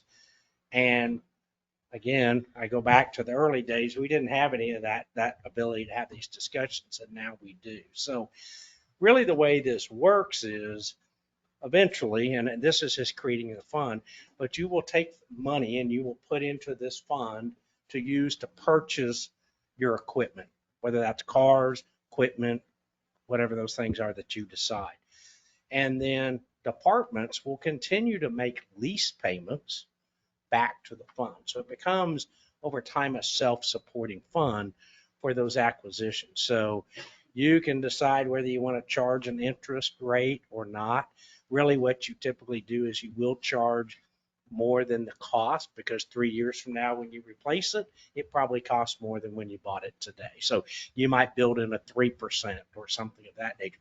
So that 3 years, 4 years from now, you already have the funds there. You don't have to go back out and lease purchase these things. One of the mechanisms that we would suggest in funding this is when we sell vehicles now, that money comes back into the general fund, generally as miscellaneous revenues, right? But it doesn't really give any tie back to where that came from. So the fire department sells a vehicle, goes to the general fund, public works, police, whatever. And it just kind of goes into that general budget. This would give you, and as well the departments, kind of a mechanism to save for those acquisitions. The hardest part in these will be the initial funding of that. And you may or may not be able to do that right away, or you may say, we're going to use this fund for light duty vehicles. You probably don't have enough resource to go say, we're going to set aside $500,000 in this fund to buy a new fire truck, right? But you may be able to build that up over time. There are some of the discussions we talked about, ARPA funds, those types of things. The good thing is these funds don't go away. They're still city funds, right? If they're moved into the fund from some other fund, they can go back to that fund. So it's not just it goes to the fund and it disappears and nobody ever sees it. So everything that happens for the sale, use of those funds still comes back to the council. So structurally, it's a fund that a lot of communities use. One we've talked about, but again, when we were doing lease purchases at 1 or 1.5%, it kind of just fell to the wayside. This is just a good time to establish the fund. Doesn't commit you to any purchases. It doesn't commit you to anything other than at this point creating the fund. And then as you go through the budget process this year and future years, you can discuss how to use this fund if you want to. Happy to answer any questions. Again, it's something collectively staff's talked about for years. Would this house in the general fund? Well, it's a separate fund, so you'll see like when you have your cash, get your fund report, there'll be a new fund. But under general? No, it's just like funds. It's like if like we have a sewer fund that's separate. Okay. We have capital funds. Gotcha. It's a fund. So as the bank goes, cash, yeah, it's all collected together, but it's just a separate fund. Okay. And so it'll have a balance and it gets audited and it becomes the same as any other fund. So go ahead. How would the special tax that we currently have and what we hope to have Yeah, relate to this? it could be. So let's just say that a certain portion of that special tax is going to go to pay for vehicles, but you haven't bought the vehicles yet. You could take a portion of those special sales taxes, move those to this fund, and then when that gets purchased, that vehicle gets purchased, those dollars go out. But again, where the key part is the department's still going to make lease payments, just as if they're leasing it. It's really just the budget and mathematics of it. But you could use the sales tax fund as your initial funding source. That's what I was wondering. For those, right? That's why once you get past that initial funding, then it's right. You're just replacing, and that's why it's kind of a reserve fund, right? Let's just say a police car cost me $60,000. I put $60,000 in the fund. 4 months later, I go buy a police car for $60,000. I tell Mr. Police Chief, okay, for the next 3 years, you're going to pay $21,000. And so 21,000 one year, next year, it's all approved in the budget. Yeah. And now 3 years from now, I have $63,000. And by the way, that vehicle costs $63,000. So it's a way of kind of keeping your capital expenditures set to the side and try to get some equilibrium to them. Mm-hmm. So it doesn't really impact your general fund at all. And again, any money, if you said we're going to take the money out of the general fund reserve and move it over here, it doesn't go away. It's still part of your bigger reserve. It's just what's called a dedicated reserve, right? It's dedicated to this purpose. And then the city council says, you know what? We don't want to do that anymore. Money goes back to wherever you took the money from, any fund you take it out of, the money can always go back to that same fund. Makes sense. It's as much, I hate to say it, it's as much kind of as a budgeting and accounting function as it is anything else, right? It just separates that out, gives some stability to the acquisition of, again, what you decide, right? It could be tractors, it could be mowers, it could be any of those things. But it's just an internal lease fund. I mean, several of y'all may use those in your businesses, right? You're using your money to pay yourself instead of going to the bank to borrow the money. Well, it's good to have this fund, like you say, for trade-in vehicles. Right. That money's there. And then if, like you say, if somebody needs something, right, you automatically know what's available. Right. That's really what it does. I just worry about answer any questions. I worry about who's going to get it first. Well, he's pointing at you. So you do have an ordinance for your approval if you wish to do that. Again, it's pretty straightforward and statutory basis. Yes, sir. This won't in any way hamstring us from going to a leasing agent. Nope. You could still do that if the terms are better. All right. I mean, you certainly could use that. Right.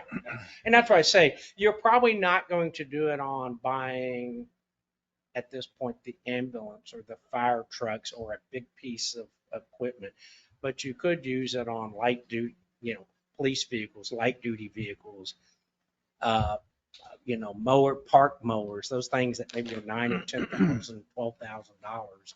And sometimes you just get a little better price if you just buy it with cash, so to speak, versus financing.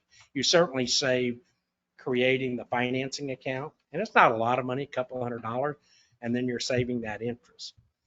One transaction, probably not that much, 8 or 10 transactions starts to add up.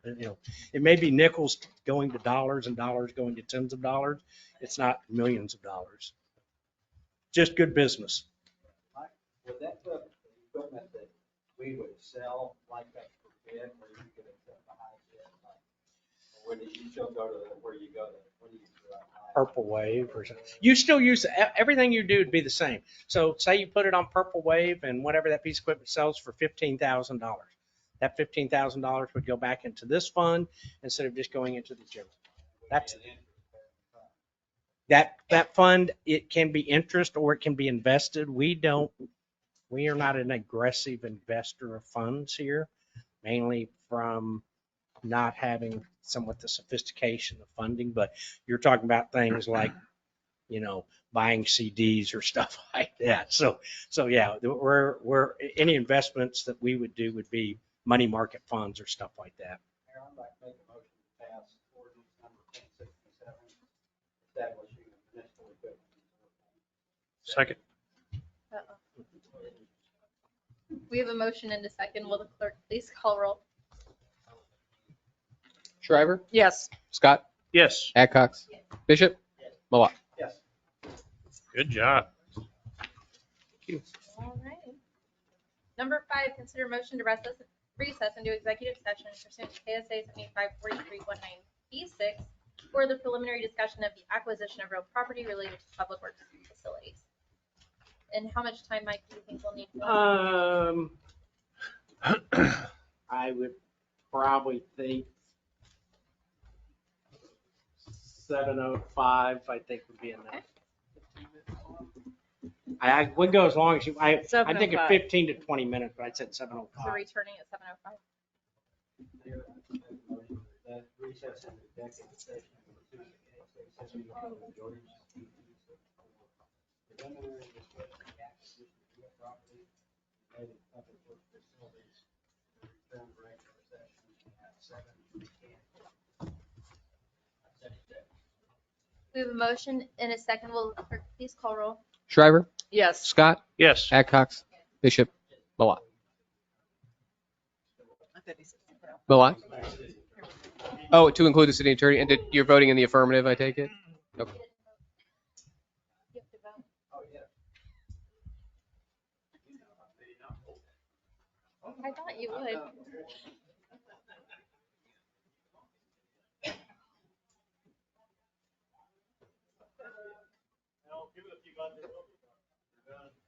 This conference will now be recorded. I'll get those motions. Councilman Malott made the motion. Councilman Shriver made the second. Oops. Good luck, that look. Where I fall. You're still here. Ready Yes. for roll call? Yes. Shriver, Yes. Scott, Yes. Adcox. Yes. Bishop. Yes. Malott. Yes. Item number 6, consider a motion into executive session pursuant to KSA 7543.19B1 to discuss matters of non-elected personnel related to the position of interim city manager with our city attorney. I would say let's do 10 minutes for now, and we'll probably come back. So that'll be 7:25. We'll come back at 7:25.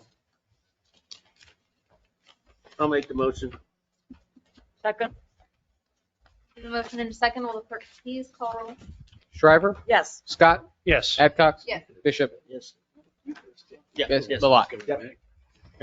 We'll be here. You leave that open, Mike? I did, yeah. Yep. Lights are on, air conditioning's running.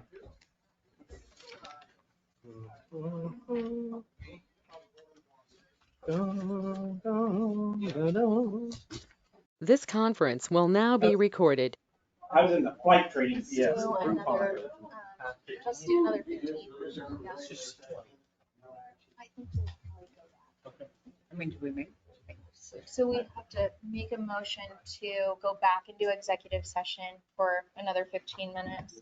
Well, yeah, I don't think you need to if you're going back in, I don't think you need to make a motion to return. Technically speaking, you don't really need to come and make the time limit is really just, like, you shall not return before this time. So technically speaking, you could stay in the session for as long as you want. I mean, it's not been how we ran the practice in the past, but if what you're doing right now is requesting more, or is adding more time, then just add an extension to that existing. Okay, so let's Right, go right. to 7:40. We'll extend to 7:40. No vote? Oh. Okay. And we go back. I learned something new. Just need notice. Yeah, they can do it. Call I for thought once it 7:25. said you would return at a certain time. You had to return. You just have, that's your notice. That's as soon as you can return. So you can't come back. You can't say we'll come back at, yeah, you can't get back at But 20. if you did come back, you couldn't stay in the executive. So why then do you come and say the time? Just to let them know that it is up. Because apparently you guys don't have a clock in there. I thought they had to return at the time that they stayed. I don't think. Right at time. I don't think that's. This conference will now be recorded. We're going to extend for 10 more minutes to 7:50 and return here at that time. Nope. 7:50. Second. This conference will now be recorded. I was glad I could go back to the city manager on this. On this Kelman. Yeah. They need to come back.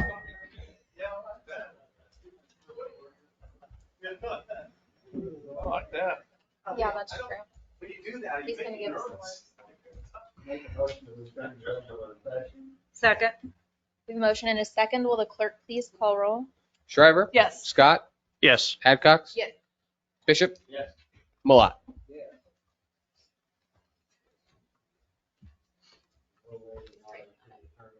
Yep. Right. Oh. Oh.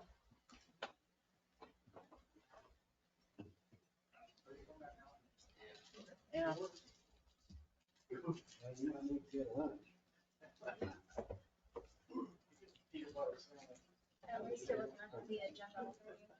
Jeez. I guess we started an hour early. We still have something else, don't we? Yeah. Yes. Yeah, I think the next one will be quick. I'm not promising, but coming in.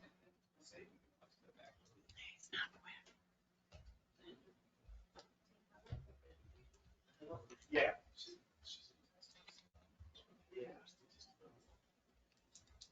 Mayor, I make a motion to recess into executive session pursuant to KSA 754319B3 for employee negotiations to include Chief Matisse. Second. In the city.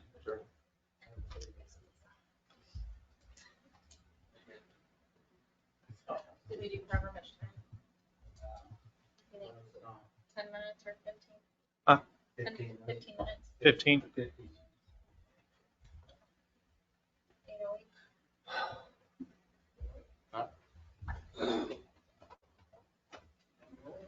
Mike, can you order pizza? Yeah, I ordered it at noon today, but it. I've not called for roll yet. No, No. hold on. Shriver? Oh, yes. Scott? Yes. Yes. Adcox? Bishop? Malat? Yes.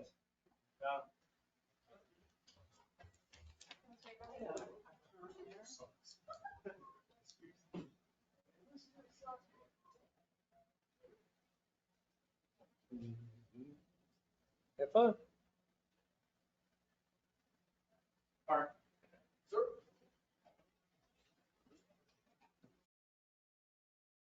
This conference will now be recorded.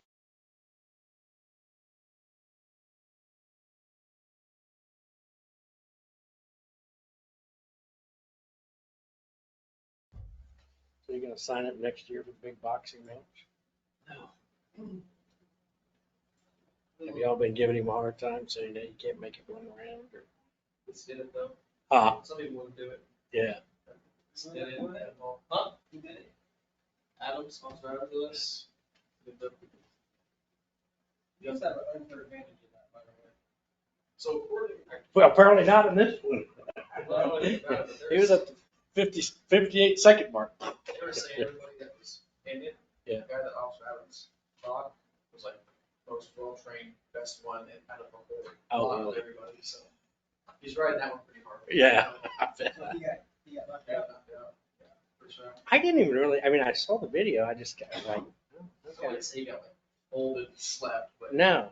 he went down in the 10-second route. yeah, something happened. Folks there is, you don't have a station to train at or not. Yeah. Somebody sent me this kind of dog video thing and it said,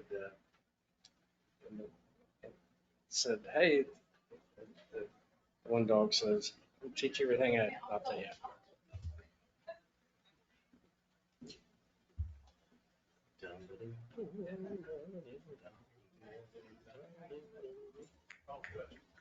Can you do just the same thing with the same?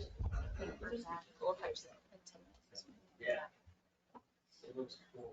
Move to return to regular session. Second. Will the clerk please call roll? Shriver, Yes. Scott, Yes. Adcox, Yes. Bishop, Yes. Malott. Yes.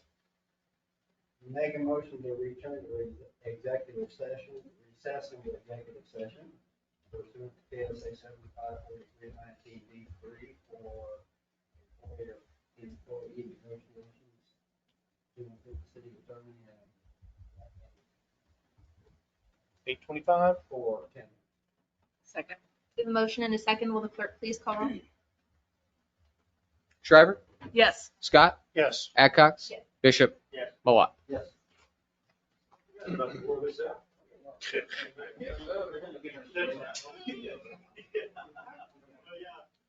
So the dog, the one dog says, "Hey, I want to show you what I learned in karate class today."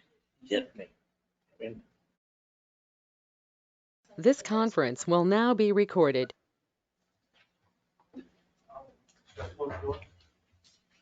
So we have a Chief. second was to return was who? I'm sorry. Edwardsville Fire Department? Margaret, did you second? Second, yes, I did. So this is just the motion to return to executive, or return from executive return. session. Shriver, Yes. Scott, Yes. Adcox, Yes. Bishop, Yes. Malott. Aye. What cool is that? Jared, you drank my water again. Edwardsville Jared, Fire Department? you drank my water again. I don't care. Oh, the new guy? Or the, I The- did. I was about ready to pick that up. I didn't. Those are good. So what we're gonna do is we're gonna They're go to good. the next This one executive leaks. session, and then we'll add the agenda items for the My hook. for 6. Is that messy? Should we do the action item now? Or we just do it? Yeah. To vote for. Oh, is he ready with the contract? He's writing it up. Well, not a contract, but it would be potential contract. We'll see the next executive session, then we'll add it. That'll give him time to work it out. So we're gonna go to item number 7, consider a motion to recess into executive session pursuant to KSA 7543-19B2 for consultation with city attorney, which would be deemed privileged in the attorney-client relationship regarding potential litigation. And then we'll come back with action from 6 at the end of the meeting. do you want me to attend this one?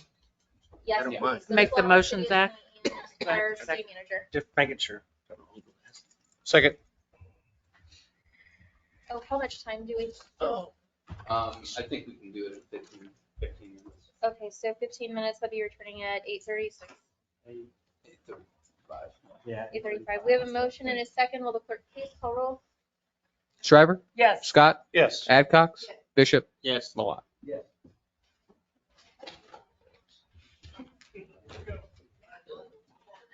Well, I need to get more walking. Yeah.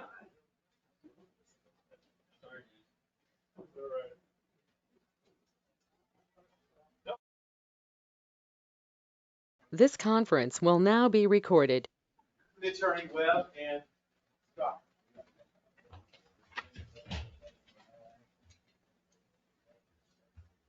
We're going to need another executive session, but we're going to add action to item 6. So the attorney. We're not having another. Margaret said I'm not going. Oh. We're just getting the verbiage, so it's good action. Right. Tell them what to do. I'm gonna call for it.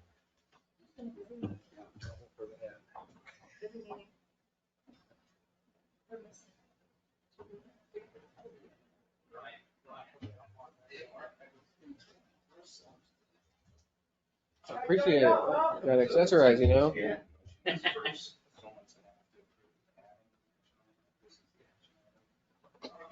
So the first motion would be pursuant to the resolution. To resolution 23.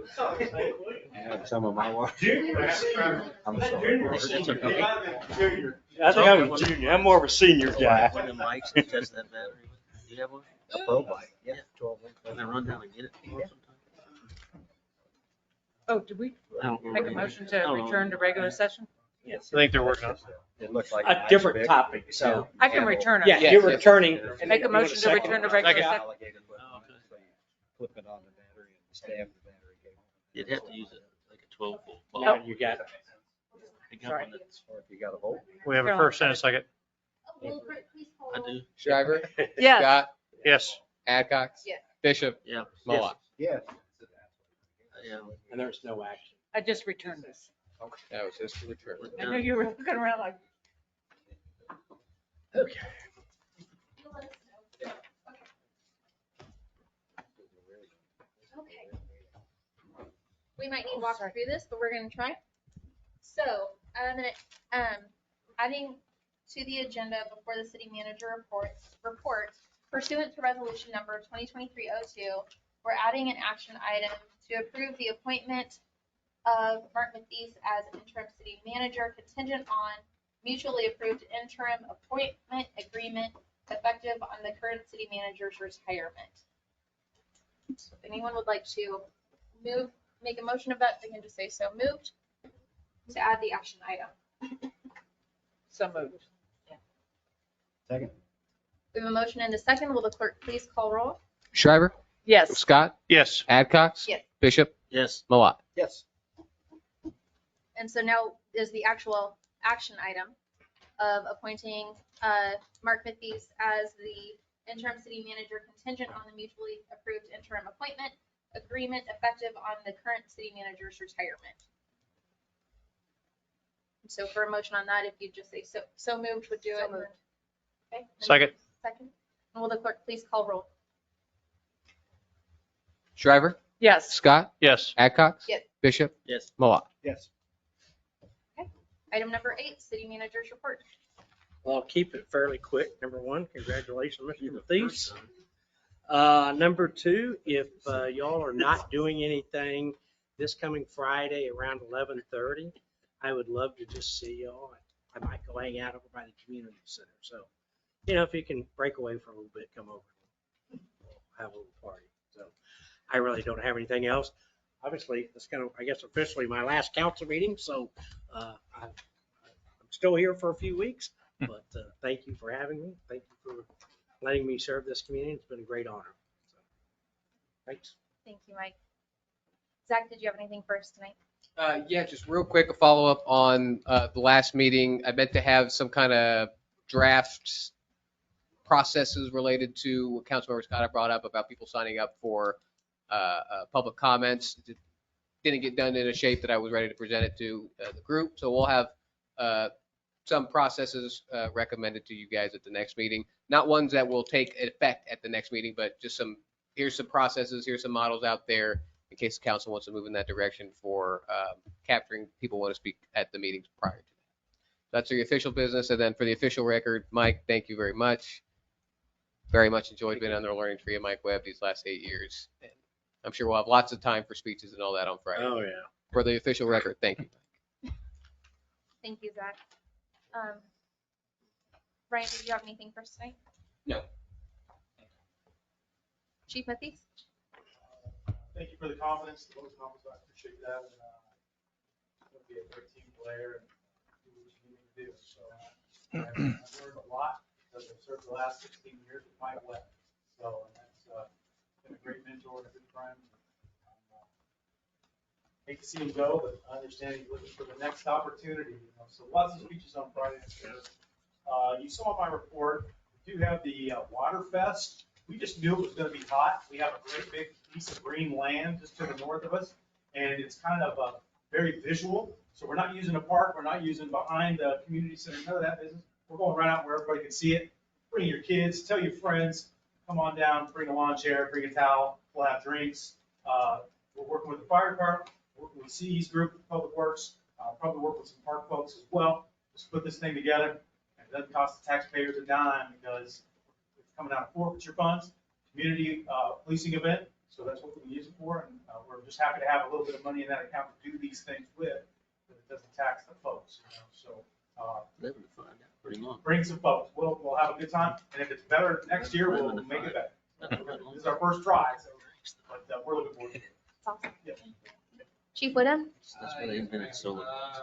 8 years ago, Mike took a chance on a kid that so it's been 1 years. You know, we kind of tried to hide when we were putting this all together for Friday and work that out early on. So Mr. Mathies is going to be the MC for Friday. So he is God. told already. He's got 5 minutes to get started.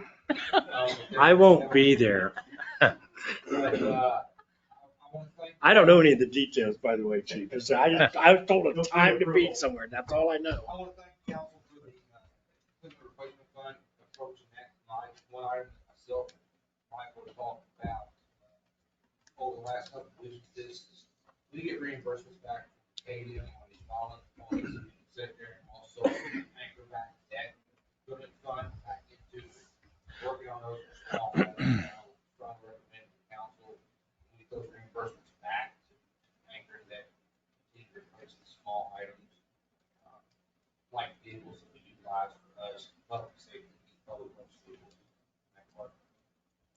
I know we had a person here tonight talking about wanting to change the fee structure on fireworks. I'm kind of impartial to it. I don't care. I do know that it didn't matter if they didn't sell till the 2nd of July. We had fireworks discharged on the 27th of June. You know, it's not. That is a council decision, so either way it goes, I know that that is something that we debate. You're almost going to hold the next time to it. We did have just 2 permit holders. We had one that did back out. We had one issue, 1 permit. So Mr. Daniels will talk about here in the next couple of weeks about their eligibility for renewal next year. Nothing major, just needs to be a little more.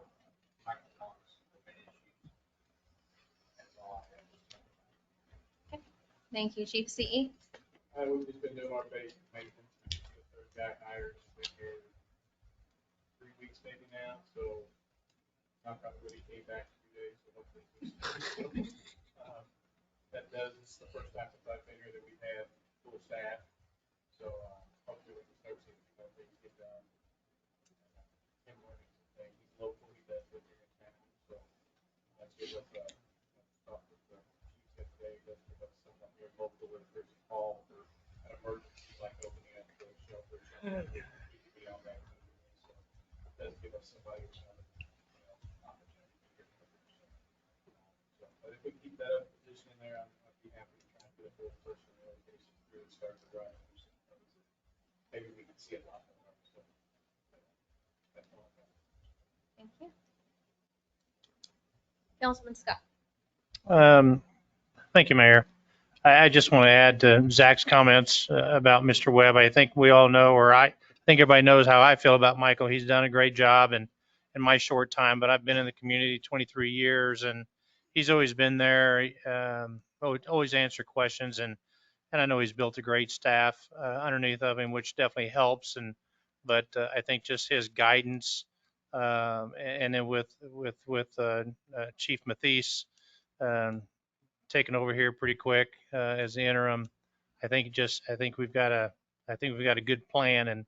And Zach, I definitely appreciate everything that you've done. And the numbers, look really good. I mean, I'm proud of you, what you're staying on top of. And I know that's your job, but I mean, you do a great job on keeping us informed with those numbers. And I definitely appreciate, you presenting that like you did. It made it where we made sense for us to understand.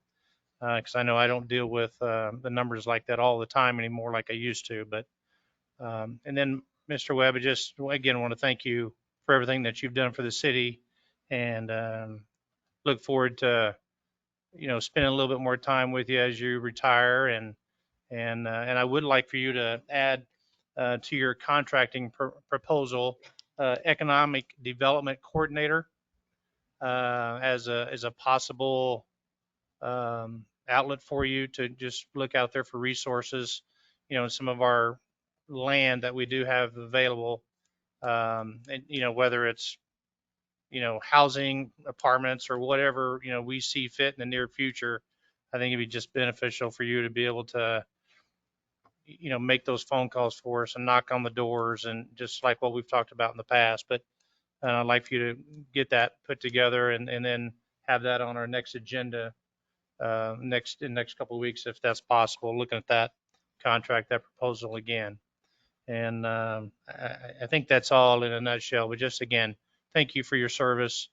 You've done great things for our city, and I know you care about this city extremely. And I know that you may not be here full time after this, but we know that you're hopefully just a phone call away, even if we just want to go, have a good meal or a soda or something along I've that never line. turned down a good meal, as is quite obvious.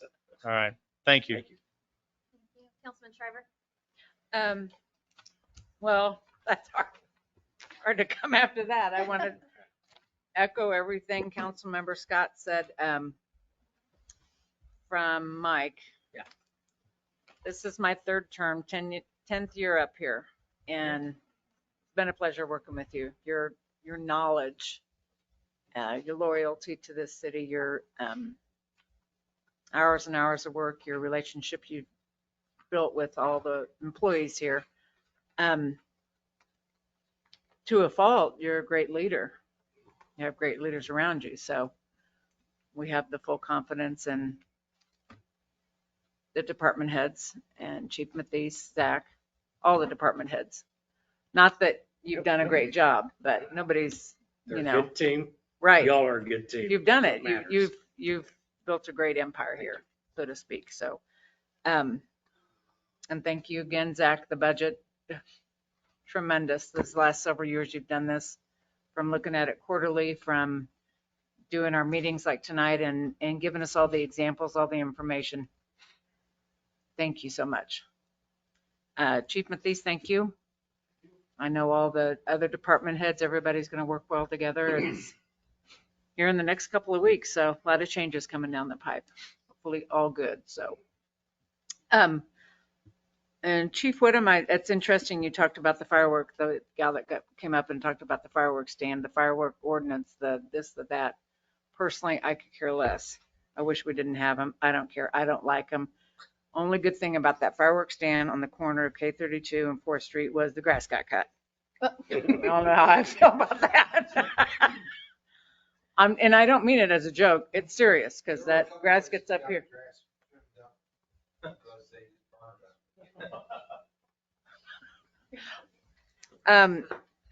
A special sales tax. Have we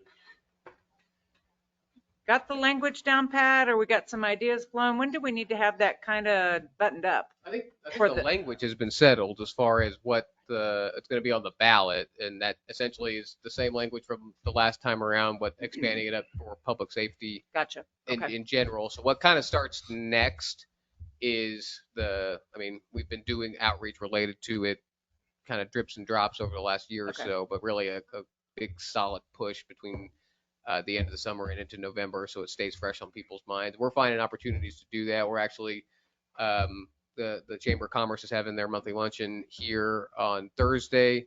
I'm one of the speakers there, and that's going to be the focus of that of those comments. Is we've got that initiative coming up, and to let's let people know about it. So anytime we've got opportunities to share that information, yeah, we're kind of pushing it out there as much as we can. But the language is all settled. It's been sent to the Elections Commission. Perfect. It'll be on. So the that's all ballot. buttoned up. Okay. Yes, ma'am. Just want to make sure. Mhm. Thank you. Piggyback that real very quickly, just because I think it was mentioned before. We have this opportunity, and if it doesn't go, we have another opportunity. That's absolutely correct. That's correct. Yeah, because if it doesn't, That's why early start is good for us, just. Another thing, I'm not sure if this is CE. I'm not sure. I mentioned this before, to no one's fault. So the empty ball field back here, there's that bench behind it that's broke. It looks extremely dangerous. Can somebody just tear it down or I don't know what. You know what it's the Yep. right behind the fire station. that's Right on the south. mobile home park property, right? So Oh, it it'll be a is? citation of the mobile home park for. I have some contacts there, and and we'll just dangerous. We'll just let them know. I'll make a phone call and see if they can just either fix it up or take it down. How about that? Thank you. I mean, an adult knows better, but a kid Yeah. might. And they are over there playing. I mean, it's the time of year when they're Right, doing baseball practice and kids are practicing. I see them over there fairly regular basis. Absolutely. I have one more comment, and it's just going to be kind of some information. So, like I said before, I've sat up here for 10 years and been proud to vote every year for pay increases for all employees. We've done this, we've done that. I've seen the steps put in, I've seen different percentages. I've seen in 2020, 2021, when I know personally I didn't get a raise, I took a cut. We still gave staff and everybody here at Edwardsville their raises. Fully deserved of that. We now have 3 full-time positions requested in the fire department. Have no problem with that. I would never sit up here and put anybody at risk in Edwardsville. But a few weeks back, when Chief Woodham made his recap of 2022 and the calls that we're making to Bonner, I just think it's a lot of calls. I think that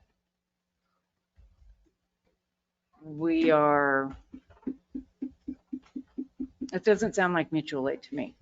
I'm just making my comments. So that's a lot of wear and tear on our equipment. That's a lot of fuel. The risk we take with our firefighters, EMS, if they would get hurt, it's still on the city. We're upping our fire department and our budget, our yearly budget, 2 million, it's over 2 million. Bonner's is way less than that. It doesn't make sense to me. So I just would like everybody to think that. I don't know what is the solution? What can we do? What does Bonner need to do? I know you mentioned a few things, but here we're getting ready to up our department as we should, but our city is half the population, half the size. Those are just my comments. Thank you. Councilman Millar? Where to start? I don't know that I've been through this many executive sessions in the 23 years that I've sat here. But I would like to, I'm just going to ask Carolyn, what kind of a news have you got to give us on that city manager search? I haven't gotten anything from Lisa. I asked her for some information and she really didn't. She said she's going through you on that. Have you got any you want to share? She didn't send you updates on the applications? Just that there's 18. Okay, and I don't know how much to share publicly. I can tell you a little bit about the where we're at so far in the timeline, and just gonna bring some notes on that. I'll just be it. So applications close July 16th, I believe. She feels like we're getting some really strong applicants right now. Feels really comfortable with the credibility of the applicants that are coming in and the numbers. So she thinks we're in a healthy position. At the end of the application process, the next step is narrowing down the applicants to semifinalists. And that is actually something I was going to bring up in my comments. Let me get you a date on that. Shooting for right before the meeting, July 24th. So in 2 weeks, potentially meeting with Alyssa from SGR as a council or governing body to narrow the applicants to semifinalists. And so that would be taking however many come in down to, I don't know, a dozen or so applications. After that section, it goes on to a further narrowing from semifinalists to finalists. That would include a resident subcommittee and narrowing down those semifinalists to finalists. After that, we're going to have the finalists come to town and visit in person. And so that's when they will have Q&A, meet and greet with governing body, department heads, community members. I don't have the dates memorized, but that should be nearing the end of August. So just kind of in a nutshell, that's how those will work. If you guys have an idea of who, as far as resident subcommittee, if there's somebody that you have in mind that you'd like included, please let me know. I'd be happy to reach out to them. But that kind of in a nutshell is how it's looking overall. She thinks we're in a really good position as far as those applications go. With that. How many are you planning on having on the committee? City committee? I would say probably 7 or so, right about. Kind of just depending on. Thank you for that. Of course. I was gonna go dog park signs. I said that I micromanaged a little bit. I asked him about getting some leash signs for the dog at the park. And he said he could probably do that. Any news on assistant fire chief?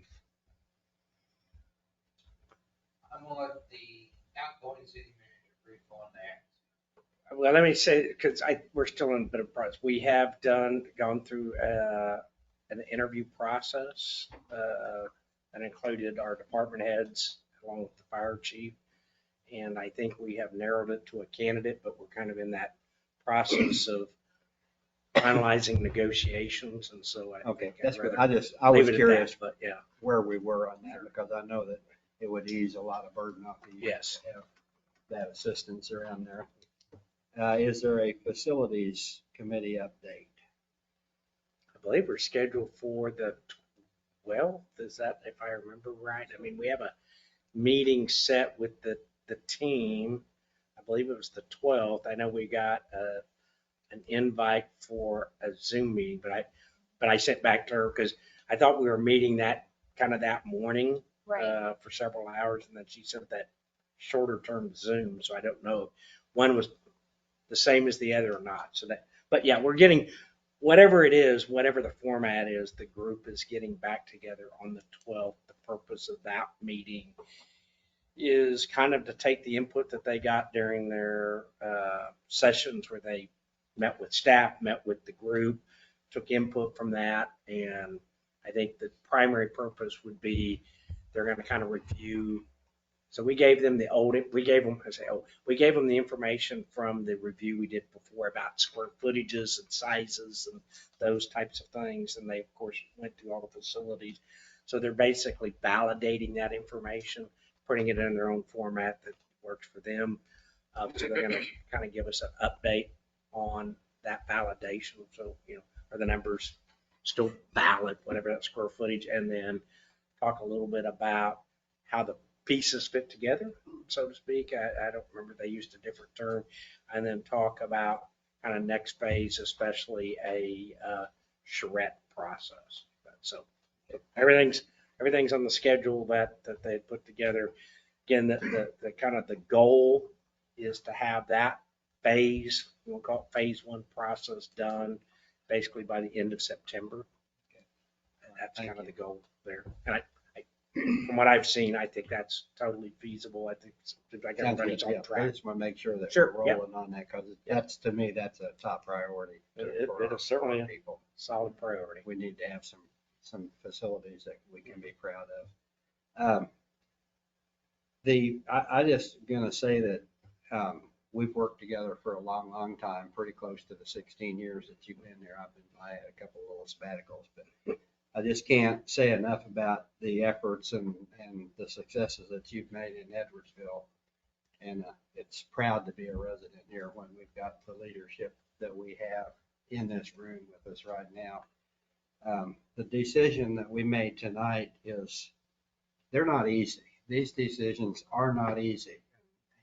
And I think that's credit to you with the staff that you have assembled, that the staff can get along as well as it can and, not be animosity, jealousy, or maybe there is behind the scenes that we don't see, but you don't show that when we're here. And I just cannot compliment the people that are the leaders in Edwardsville on the efforts that they come up with. And I think that you guys are just absolutely the best. And I'm saying that right from here. So just know that I think that. Mark Mathies, Zach, this guy, Mike, and everybody included in that. So that's what I'm going to say. tonight, so thank you for that. You will be missed. Mark, thank you for stepping up. Zach, thank you for accepting what's going to happen.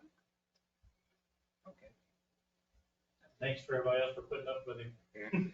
You know, and I just, I don't want to belabor this just real quick, but you know, and the only way that we're successful is one, because of y'all and helping set policy, and quite honestly, all those other people that we work with every single, you know, the fire, the police, the public works. I mean, every person in the organization makes it work. I just take some credit. Just take some credit. So no, that's okay. But you know, we're thankful to have young men like Mr. Hart in the back that's grown in our organization, right? I mean, he started here, he's come up through our organization, and we have a lot of people like that. And we're fortunate to have them, and really the leadership that helps make sure that when we bring people in, you know, we want to keep them here. That's our goal. Well, I think so. From our side, You know, and retain. when I say it, I am proud to be a resident of Edwardsville with the people that we've got in this town running it. So I've been here a long time. So thank you for that. Yes, you have. I'm sure that we will probably have more discussion. I'm sure we will. So, we're getting into dinner time, folks. Just trying to help you out. Councilman Bishop. Yeah, hey, do we have a little postcards or something made up for the sales tax initiative? Do we have anything like a flyer we can hand out or something?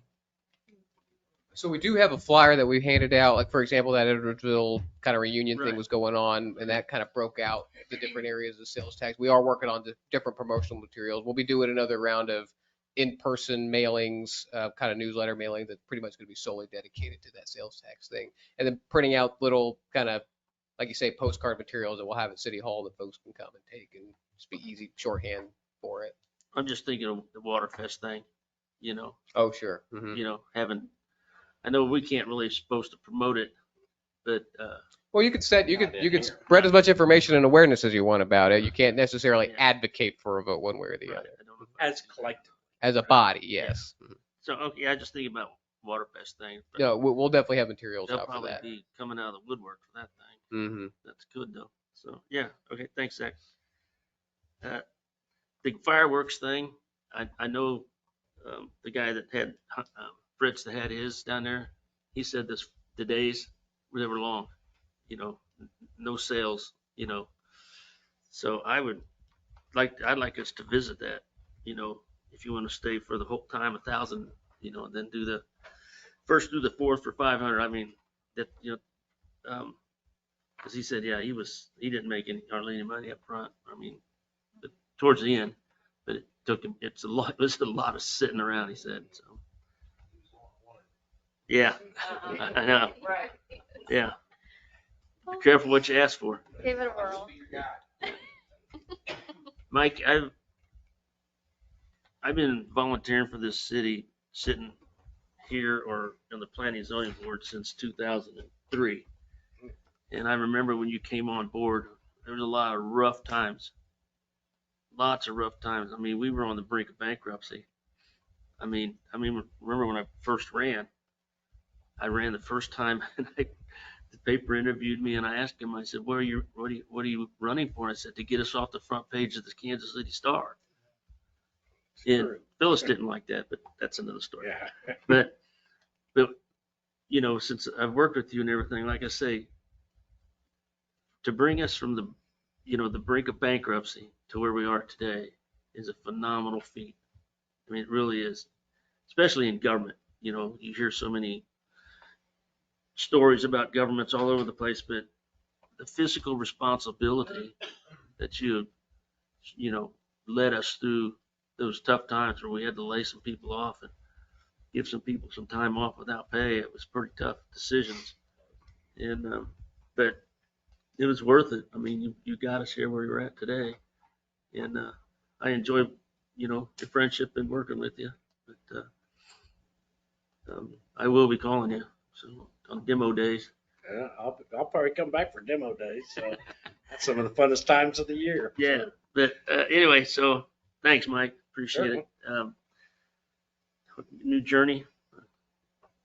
We'll see where it leads. Like I Yep. said before, I guess so. if I just listen, I'll be okay. Yeah. That's all I got. Councilman Adcox. Well, I'm the new guy, so Yeah. I haven't worked with you as Not much, very long. but thank you for Certainly. everything. It's been great working with you. Yes. Sad to see you go, but I'm happy to see you retire. Yeah. Please enjoy retirement. I intend to do that. Thank you. So we got a little time to work together with the planning commission in here. Yeah. So, Yeah. well, not much here, but yeah. Thank you. Chief Matthias, I'm excited to work with you. I think, and then also, I would be interested in finding more out about what we could do, like what Margaret was talking about between Edwardsville and Bonner Springs Fire Department. I think when she said that, you know, if one of our guys gets hurt on a fire over there, or even if they're running a fire in Bonner, and then even a couple hours later, they have to run a fire in Edwardsville, they're exhausted from that. And I think that's dangerous for our guys and for our community. So I would like to visit, seeing what we could do to fix that or stop that, or what, there has to be a solution. That's all I have. That's all you got? Okay. Well, I'm trying to make it quick. Some of it I already got off of my plate a few minutes ago. And so thanks for meeting early, everybody. I appreciate it. Hopefully I'll be able to come out early before the next one, but I will send council an update on that, an email as a reminder for what time to come to meet for the narrowing of the applicants. We kind of been talking about the mutual aid to Bonner Springs a little bit over the last few years, and it seemed like it was about a 3-2-1. So that was one thing I said before. It doesn't seem very mutual. It seems like we've been their crutch for quite some time, and we want to make sure that we're taking care of our fire staff here and our residents here first. I wonder if we could look into maybe some sort of an agreement where if we're going to Bonner, there's a fee or payment or some sort of an agreement for liability. And it would be the same if they come here, you know what I mean? But then there's some sort of compensation. It's not just we're a free crush for them so that they don't have to hire 3 firefighters. Well, they don't need to because we're doing it, you know what I mean? And so maybe we can just look at, and I know Chief's real busy right now covering with a vacancy in the fire department, but maybe Chief and our attorney can work out some sort of a solution to make sure that our guys are not getting taken advantage of, and we're not passing the bill for that. Edwardsville Mobile Pantry was last Saturday. It was a record number of registrations. We had 190 families registered for our mobile pantry. We had people lined up over 2 hours before the event began just to get groceries, sitting in line. One of our police officers came in and he said, "What are you guys doing? What's going on?" There's traffic backed up all the way around the fire station by City Hall, and we kind of told him, and To the train track. the train tracks. And so when you hear me harping a little bit on our budget because of the tax burden to our citizens, and we're looking at $225 per household, those are the folks I'm thinking of. I'm thinking of the lady that came up to me and said, "I just got laid off this week. Thank God that you guys are here. I don't know what I was going to do. I haven't had time to apply for assistance." And so those are the faces that I'm seeing when we're talking about $225. So anyway, 190 families signed up. We were able to distribute 1,273 pounds of food to over 797 people, including stocking up on Trent and bringing food to the seniors at the high rise. So we're always thankful to do that, and they're happy to see us to get the extra help. So I wanted to thank our faithful volunteers. Councilman Shriver is a faithful volunteer there, as Councilman Adcox, and a lot of folks from the community come out and just spend their Saturday morning filling up cars with groceries. So we're so thankful for this, folks. Mike? Yes. I don't know that you're going to miss staying here until 9 o'clock at night and missing dinners on This Monday beats night. though my first job. They used to stay till 1 o'clock in the morning. So this is much better than that. Yeah, I'll tell you that story another day. But Yeah, so we're not so bad. no. But that's what I was telling Joe on the way here. I bet Mike's not going to miss this part of it. Probably not. But thank you so much for Sure. your years of service. Where we were 16 years ago to where we are now is just unrecognizable. And that's due to your dedication and sticking with it. And I know that just in being in other search committees for county administrator and things like that, that longevity is nearly unheard of. And so we so appreciate you and your time here, and we'll get to congratulate you more Friday, but wanted to take the time to thank you for your service to our city. Thank you to both Zach and Chief Mathies for working in to try to fill a role, a vacancy that will be hard to fill. You know, it's hard to know what somebody does day in and day out when you're not there following them and right there in their shadow. So thank you guys so much for doing that, and Chief for stepping in as interim, but Zach also for, we know that it'll be more assistance from you as well. And so we just thank you so much, guys, for your service to our city. I'm excited for things to come. And with that, have a good night. Mayor Hines Rogers would be a good person on that committee because he's